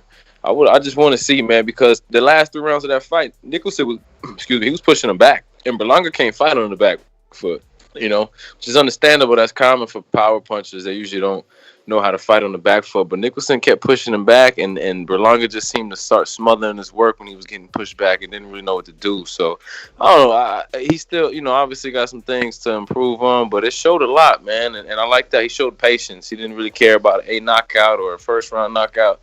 He was patient, and he just fought a pretty good fight, man. So overall, good card, man. It was a good event. Only complaint is Bob Arum needs more bartenders, man. And that line to get something to drink was ridiculous in there. But yeah, man, that's really it, man. It was a good night, man. So yeah, that's all I got. Appreciate y'all. All right. That's what's up, man. Shout out to Joseph Adorno, took that picture with Keem. And shout out to Jay in Orlando. Y'all met up. Adrian all the way from Wisconsin. I just got horrible news that my flight from Wisconsin got changed, bro, and they tripping hard. They just tried to give me a stop. I'm like, nah, we changing that. But yeah, Adrian was out here and he met up with Keem. So yeah, man, that's what's up. You spoiled. I got 2 stops. Correct. So do I. Cray. Nah, I just changed my shit. They tried to get me a stop, and then I was not. They tried to. I'm leaving at 5. I wasn't gonna get home till 2:35. I'm like, no, sir. Nah, that's why. tripping. But that's why I fuck with Southwest, because you get free. What's the name, man? You could change for free. Change your flights and stuff. Plus, you get them 2 free bags, yo. Know what I'm saying? I wish I had a referral code, because I fuck with them heavy. Yo, we're going out to AM. I would never make it to Wisconsin. We'll leave it there. Let's go on to Adrian. Let's go, Adrian. You said if it was a straight stop, you'll never make it? If I didn't have no stop, I'd never make it there. We'll talk about it after. And let me ask you, like, is that just a now COVID thing? Because I'm finding it extremely hard to find a straight flight out of my country to a desired country. So I'm wondering if it's that for you as well. It's even worse now. Bruh, like, it was bad then, it's even worse now.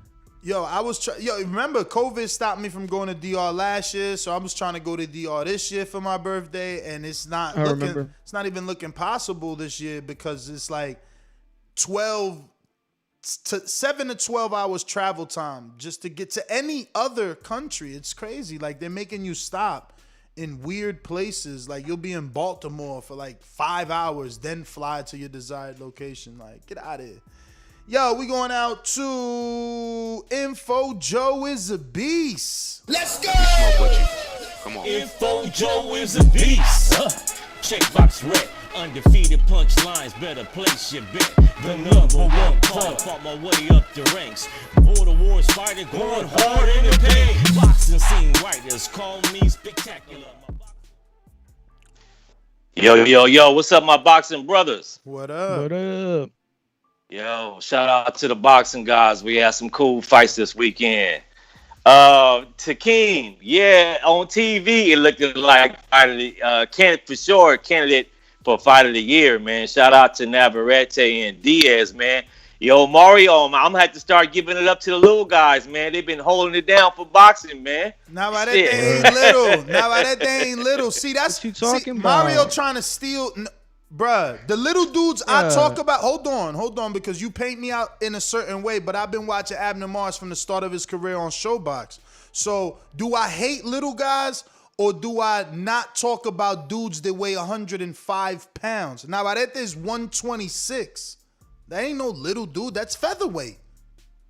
Bro, feathers are Word. light. Like, You a hater, man. We've been watching featherweights forever.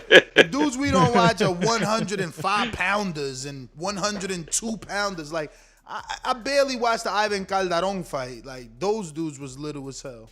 But my bad, Joe. Go ahead, man. Oh, it's all right, bro. Yo, Navarrete style, man. It's unpredictable style, man. And I did like Diaz's work. And when he boxed, and you know what? I didn't like how the ref, man, we took a point away from the back because I thought Navarrete kept turning his body. So, you know what I'm saying? He kept stopping the action and turning his body to get hit in the back. So I thought that point being taken away wasn't legit. Far as Berlanga, man, for those who saying that he got exposed because he didn't get the first round knockout, stop it. That was the best thing that ever could have happened to that dude at this particular time in his career, early to start getting some rounds in. We all seen it before when the dude's knocking out everybody. Then when it comes down, when he can't knock them out, they can't figure it out. So that's good at this stage of his career that he's getting some rounds in. I wish he could have went 10 like Keem said. As far as Border Wars, man, that's a great idea, man. Get Jesto and Stainless, man, to perform, man.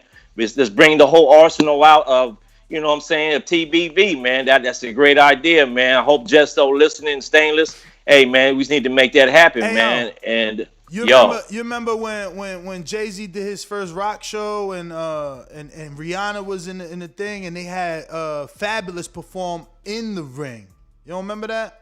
Yeah. I do. I remember that. That's what I'm talking about, man. Had two artists in the ring, right? Man. Had two artists, put the spotlight on them, maybe the intermission right before the main event. What? Man, that'll do it, man. That'll hype the crowd up to get prepared for the show, man. That's dope idea. I think that's all. I was thinking the same thing, Ness, with Top Rank, man. Do all the other fighters be, looking, because all they shit is public. He publicly dissing all his own fighters. I'm talking about Bob Arum. And I be wondering, do all the other fighters that he signed, they be thinking like, this is what I got myself into, you know what I'm saying? How long am I going to be able to stay here, under this company, man? That is some bullshit. He shits on all his star fighters, man. I don't know, man. If I was signing him, man, I'd be looking for an exit door, man. I don't know when. I know a lot of them got signed contracts, but I would be looking for the exit door because you see that when you get to the top, you can't get shitted on by your own promoter.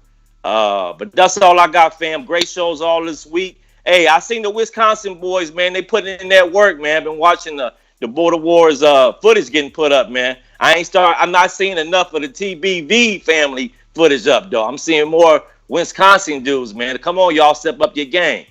You only got hey, man, these TBB dudes probably want to get knocked out in Wisconsin. That's what it is. Man, hope not, man. If they don't want to work, I'll be all man, bad. If they ain't working, they gonna end up getting knocked out. Word. All right, I'm out, brothers. Peace. Joe, you the truth. All right, Joe.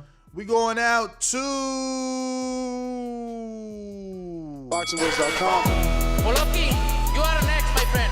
Por eso lo vuelvo a repetir. La era del Canelo es la mejor porque peleó con los mejores. La suerte es para los mediocres, my friend. BoxingWords.com.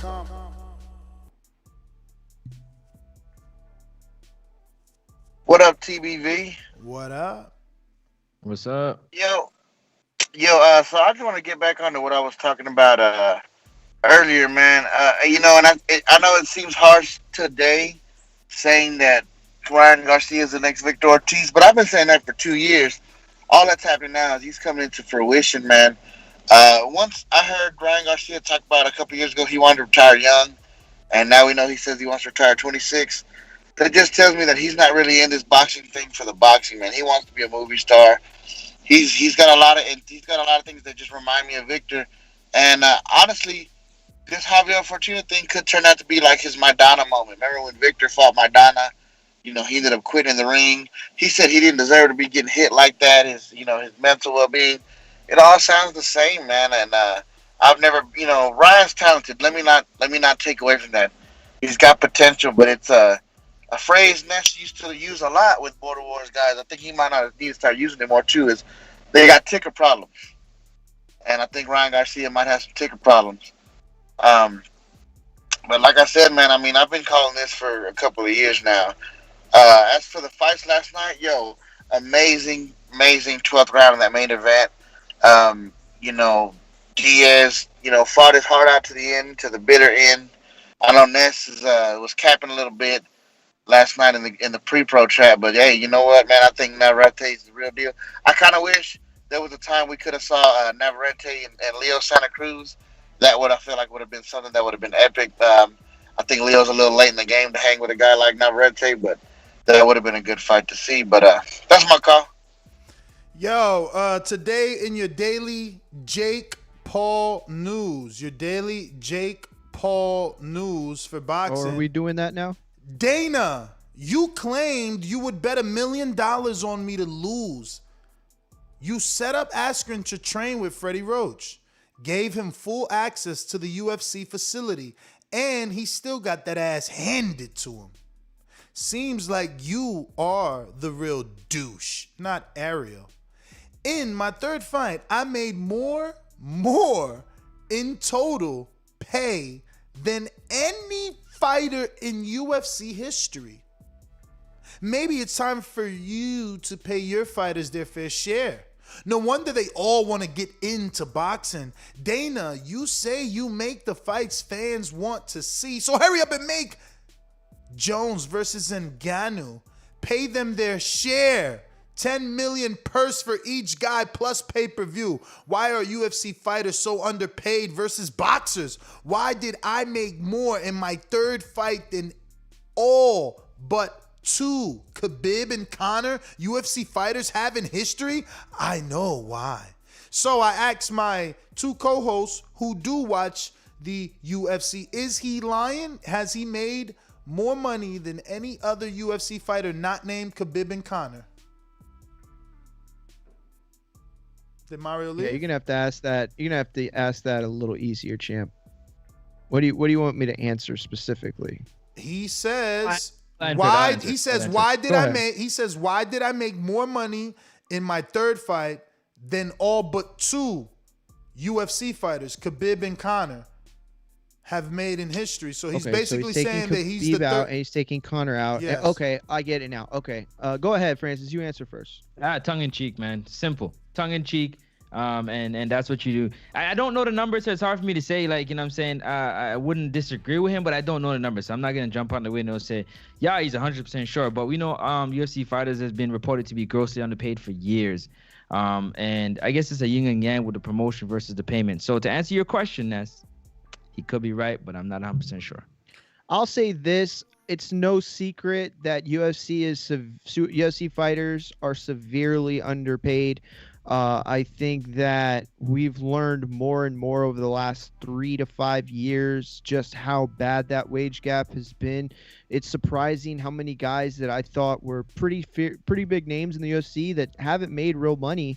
I think that the honest truth is, listen, yesterday MMA fans were saying that Jake Paul was the biggest star in boxing, and boxing fans were saying that Jake Paul showing up at MMA, there's nobody even in the stratosphere of Jake Paul's stardom in UFC. So, both guys just throwing shit at each other over this guy. And to give a little bit of a backstory to that, last night's card, if I'm not mistaken, went back and looked, all ended in exciting fashion. The main event, when the pay-per-view started, whatever the pay-per-view card is, if you go and look, it all ended in exciting fashion. So the fans enjoy the violence that they see. They enjoy the action that they see. I just don't know why the pay isn't equaling out. But again, you got to get into the whole like contracts and all that extra stuff. You know what I mean? So that's why it's hard to really count money and get into that conversation. But we know that UFC fighters have been disgruntled about not getting paid, i.e. John Bones Jones. And further Jake Paul marketing news, Jake Paul was also at a UFC event last night. You just knocked out a UFC fighter and the whole MMA world hates you. What should you do today? Piss them off more or say you're sorry? Piss them off. Let's go. Okay. Oh, gotta pause, you already know.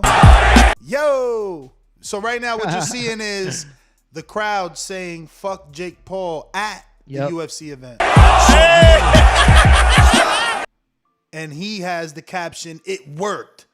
The marketing genius with the laughing out loud emojis. So the whole UFC crowd now knows him. What's he fishing for? He started this whole YouTube and fighting campaign for one person and one person only, gentlemen. Do you know that person's name? Dana White. Ronda Rousey. What about you, Francis? Who you think he wants? To fight? Yes. Dana White. Conor McGregor. You guys are tripping. Nah, I know. I was trolling. Yeah, we was trolling. Let's act like we don't know, man. Come on. Y'all tripping. I thought y'all were UFC fans. I just want to make your job harder, but now you're right. Yo, first of all, let's talk about Mario. First of all, let's talk about one thing that's gonna correlate Jake Paul back to boxing. That there are very few boxers, period, that can do what he just did in that short TikTok video, which was go to his mirror, think in his head, oh, you know, you didn't really fight. You fought an old UFC fighter. Come up with an idea to go to this UFC fight. Fly out there in his private jet, show up in the ringside seats, and make such a splash. Especially, there's not a lot of boxers that can do that, let alone 3-0. You know, Jamel showed he's got a jet. Tank showed he got a jet. Broner, he's been in his fair share of jets. I'm not saying those guys have jets. They pay to ride in them or, you know, whatever the, you know. That looked like Himothy's jet, but I'll leave that alone. They friends. Who's Himothy? Oh, okay. Mario, you know who Himothy is? Who's Himothy? When you say, yo, how's business? They say business is booming. You know whose slogan that is? Antonio Brown, man. You tripping. Oh, okay. He was there. He said, "We love Jake Paul." He was in the TikTok there. Antonio Brown was right beside him. He jumped on the jet with him from Miami because, you know, Antonio Brown. Oh, word. Yo, I don't even know who Antonio Brown is. He was in the building. It's football, man. It's okay. Yeah. I mean, big name stars, man. Florida boys, man. Florida boys. I saw Brady I'm just there saying. with Mike Evans and Florida boys. Yeah. I'm just saying, I don't even know who Antonio Brown is, but that's the level of that you are. Like, people try to put you in this box, right? First of all, they try to disrespect them, right? They use like YouTuber as a derogatory term. It's like, oh, he's a YouTuber, but that platform is what got him where he's at. And now you're telling me that wasn't his jet, but that he has friends with jets that are willing to fly him for this elaborate event. So, or plan, should I say. So it still works. Like, you know what I mean? This dude's become so big that his friends have jets. You understand? That's quite impressive. Not to say he ain't got been on no jet and nothing like that. I don't put no. No, I ain't saying you saying that. I'm just saying that I don't have any friends with a private jet. Not one that I can call and get a ride on. You know what I'm saying?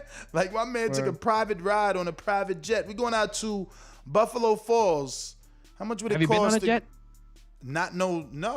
Not. Have you been on a jet, Mario? The only jets I've been on are commercial airliners. You know what I'm saying? Like, first of all, I will never get on the Malia planes. Let me just start by saying that.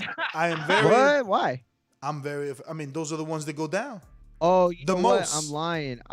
I have been on a jet. Yeah, didn't your father just rent one for you the other day? Yeah. No, that wasn't a. That was It was what's it called? That wasn't a jet. It was. Damn, I forgot what it's called, but it's like basically just a small commercial airliner. But I have been on a jet though. I just remembered when I was real young. But I've also been, you know what I was been into? I've been in a Blue Angel. I mean, it was like, you know, on the ground and shit. I wasn't flying, but it's crazy how little room they have. Trey, you woke up really a hater, man. I said earlier that he's drinking like some liquor or something, but look, he's like, Brown was going to the fight. He was going to the fight. Wait, where's the chat? He said Brown was going to the fight. No. Brown was going to fight Logan. His That's older brother. Okay. I read that wrong. I totally read that as hate, like saying Brown was going to the fight anyway, and that's why he hitched the ride and shit. Gotcha. You know? I think you shoveling dug yourself a hole, man. Yeah. Let me go to Davidian in Buffalo Falls. Yo, what's good, TVB? What up, man? What's up? No, man, it was a good night of fights. I enjoyed everything. It was pretty cool to card was pretty cool. You know, you had my man Berlanga, the Adorno, Vargas was pretty cool. You know, he had the hair matching the outfit. I thought it was kind of dope though, but I know King Boy don't because he old school, but I don't know. I thought it was kind of cool though. Yeah, it was exciting. All the fights was good. Berlanga, you know, he went past the first round, or Demond Nicholson, right, or whatever his name is. He was in there surviving, you know. You know, Diaz, he was pretty tough with Navarrete. He kept getting back up, though. I do like that. He's trying, you know, but Navarrete's so awkward, though, you know, especially when you hit him with that first uppercut. Yeah, it was a good night of fights. I mean, UFC was sweet, too. My man Usman. Yeah, you got to put some respect on my man's name. I knew he was going to stop Masvidal, though. I've been told Mr. PBC that. So, I knew he was going to stop, dude. Like, stop it. You know? But other than that, you know, great show. And God bless y'all. Champ. You the man. Yes, sir. Thank you for your call, Davidian. K and Lil Rock, what up?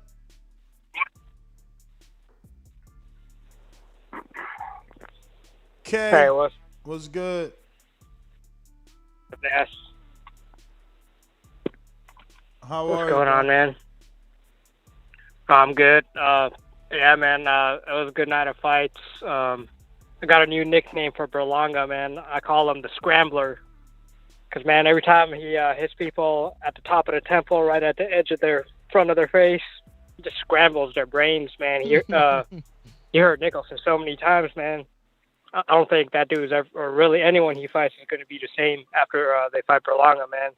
Because dude be scrambling people's brains. What do you think of Berlanga, Jesse Hart? Berlanga, Jesse Hart. Man, I think Berlanga he's on the rise. He's got the momentum. I think he beats Jesse Hart. I think he might even stop him. I know some people are saying, you know, that Jesse Hart would outbox him, but youth and momentum is on Berlanga's side. Yeah. What about Rosado? Rosado and Berlanga. Ooh, I mean, man, the way Berlanga looked last night, it's not like he's, you know, Deontay Wilder or something. He's skillful enough to cut and pressure a guy like Rosado, cut the ring off and break him down. I think Berlanga beats him. Adorno, do you think the Top Rank cuts him or they give him another try? I don't know, man. Top Rank is crazy these days. You know, Bob Arum is real cheap.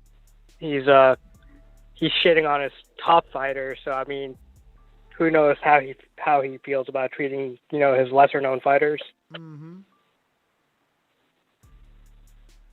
Well, those are all my questions. Anything you want to add? Oh, man, I appreciate it, man. You guys have a good day. Take it easy. All right, Kay and Lil Rock, man. Thanks for calling in. I wonder, did Mario get that right? Is that your name? You don't sound like you're Kay and Lil Rock. That's what it said. Shit, he dropped off. He ain't sound like a K. He said he answered to you though through it. I mean, some people be shy. They just want to get the call over with. You know what I'm saying? We're going out to someone who's far from shy. Call them 8-rounders and do 10 push-ups after the 8th round. Hey, whole nother time zone. Jumped up for back with our mind on. Can't play when you here, get your life stole. If you bring it here, then the price grow. Folks jabbing and punching the line long. I drop a pigeon, let 9 go. We slap with the thick glass and white though. This only happens in Ohio. Yo, what up? What's up? Can you hear me? We hear you. Hey, yo, Ness, man, you was spot on about that shit with the flights with connections and layovers and shit. I hate that shit, man. If it ain't a straight shot, I don't be wanting to fuck with it.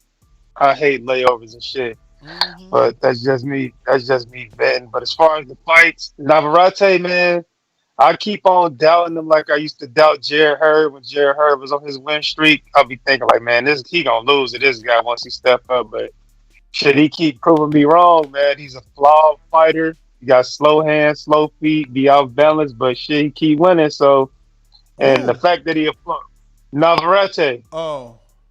Yeah, like the same shit I used to say about Jared Hurd. Like, man, he gonna lose his next fight once he step up. I see all these flaws, but he keep winning. So shit, he doing his thing. But the fact that he flawed mean he gonna be in the exciting fights. I mean, Shakur ain't got that many flaws in his game, but his fights don't be nearly as exciting as Navarrete fight. So, I mean, being flawed can be beneficial when it come to like putting asses in seats. And Berlanga, man, I just like Francis said, I gave him about a B minus. He wasn't cutting off the ring pretty well. He wasn't cutting off the ring really that well, and he didn't set up the big shots with a jab or nothing. He was just trying to walk him down, and he was kind of predictable, and he was getting hit with a jab a lot. So he got some stuff he need to work on, but he got power and he got the charisma to be a big draw in boxing.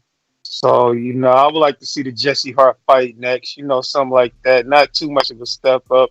I think Jesse will be a better fight than Gabe. I feel like Gabe gonna try to box on the back foot and he ain't gonna win a fight like that. At least Jesse probably believe in his power a little more than, kind of stand there and scrap a little more. So hopefully that's the next fight. And as far as Ryan, I mean, I ain't gonna say the brother ain't going through nothing, but that generation, his age group, that's what they be on, man. They be depressed and sad all the time. They some little emo motherfuckers, man. They ain't like how we was growing up. They always found some shit to be depressed about. They all be going to therapy and shit. So that's just that generation, man. So hopefully whatever he's going through, he's shaking back. But I don't know. I don't know if people said he ducking the fight. I don't think he probably ducking. I think he probably is going through some shit. So hopefully he get back in the ring soon. But other than that, y'all take it easy, man. I'm about to go ahead and get started on these 8 rounds. But I'll holler at y'all tomorrow. Alright, yo, he funny as hell. Hawk, you ain't press 1. Talk to me. Let me know if you ready. Hawking them down. There you go. Yo, what's up, fam? How y'all all doing, fellas? Thanks. Chilling.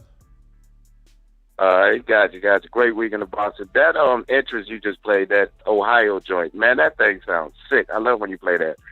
But what I'm about to say, the Ryan Garcia thing, man, I think it's a little behind the scenes action. If you think about it, Golden Boy Oscar, he's got a fight on Triller, but he also got a whole fight card coming up on Triller. And I'm just wondering if Ryan in the background trying to get a piece of being on Triller, because that's where all that money getting thrown around at. Just a thought. Yeah. And he could be pulling out by design because they're going to offer him some bags on Triller. Yeah, they're putting out some bags over there. And Oscar has actually got a whole nother full boxing show coming up on Triller. It's already set. It's not him. It's just, it's his fighters. So maybe he's trying to get with that, But, and I got one other question is like, Teofimo. What happens if he loses? If he loses that belt, he talk all this trash to Bob. But if he loses that belt, and who knows what the dude going to do once he get the belt if he beat him. And then do Triller need him if he don't have a belt? I'm just wondering, how you going off, how you burn your bridges before you get to the other side type of deal. But Berlanga, yeah. I was trying, when I was watching that fight, man, I was trying to put together a fighter that may have been put in that same position as Berlanga to think about what he's going to do after this fight, how he's going to look in his next fight. And what he, how he looked in that fight. Okay, I thought he was like a C plus, maybe, because when he first realized after the first round that dude wasn't gone, he looked kind of shocked, but I guess you would expect that. But when I thought about who would be like that, who was like that in that position, Deontay Wilder, when he went in there against Berlanga for the title fight, he was trying to kill Berlanga in the first 2-3 rounds. Then he realized, man, I got to settle down. Then we all got a chance to see that Wilder could actually box. And, he got a little aggravated in the later rounds, Wilder, and the same thing with Berlanga. About the 6th round, Berlanga looked like he was a little aggravated. He stopped doing what he was told to be do. You know, he wouldn't do what he was told to do. And then about around the 8th round, he clicked back in and said, "Man, I'm going to destroy this dude." Same thing Wilder did. In the 12th round, he about took Berlanga's head off. Berlanga's third head off in that 12th round. But the point I'm making is, after that fight, Wilder had a lot to look at because he got right back to knocking people out. You know, he got right back to knocking people out. He was using more skills and stuff. He got right back to his, knocking people out. So same thing with Berlanga. Him and his coach, they got a lot to work with now. Now they got a lot. So that was the best thing that could have happened to him, because now they could see what he was doing wrong. They could see if he was gassing things. We might don't know. He might have been gassing. He might not have been, but his punching power was there the whole way through. His actual sharpness with his punches stayed sharp the whole way through. It's just, that was a learning experience. And I think with that amount of rounds, he's going to, him and his coach, they got a lot they can look at, a lot they can work with. Well, he wouldn't have got if he kept knocking people out in one round. So I think it was great show. And that UFC fight, oh my goodness. And most UFC fighters, all the champions actually, they make $5 million a fight. And if you get the fight of the night, if you get the best knockout, you get an extra $500,000. So basically, they run around $5 million per. Champions get that type of big champions with big names. They get $5 million. The rest of them, they get a little under that. They really don't go past. Even what's his name, John Bones Jones is trying to get a little more. They told him they'd give him 10 to fight in Ghana, but he wants more. So that fight might don't happen because they really don't try to kick out a lot of bread. But that's my call, fellas. All right, Hawk. Thank you for your call, man. Thank you for the breakdown. Yes, sir. What we got next? No one. We're done. Oh, AMG in Oklahoma. What up? Sorry, I ain't see you there. Yo, what up? It's all good. What's good? It's goody. Yeah, it's a good night of fight. I did think that that fight that ended in a tie, I did think Ortiz won that fight. Navarrete, I think he's still awkward, but I do like watching his fights, to be fair. But I think as soon as he gets somebody that can that has some pop and can punish him for extending the way he does, I think he'll eventually lose because of that. Berlanga, I wasn't really tripping that he didn't get the KO. It was bound to happen sooner or later. My biggest thing with it is that I feel like he lacked some inside game. Nicholson was on the inside a lot of the fight, and I never really saw Berlanga do anything while they were on the inside. It's like he didn't really know what to do. At least that's the feeling that I got from it. And from years to come, I actually think Xander will end up being a better overall fighter than Berlanga. And I'm talking about 5-6 years from now. I just see more of a polished boxer in him than I do in Berlanga. All right, man. That's it. All right. All right, y'all take it easy. All right, man. Have a good one. Be safe. All right, and that's GTO, Instagram, and Twitter. Next up, Sports Talk. Instagram, Twitter, Facebook, The Way in Boxing on IG, and The Way in on YouTube. Listen, man, I agree with that caller. Definitely Xander would be a little more skilled. Peace, y'all.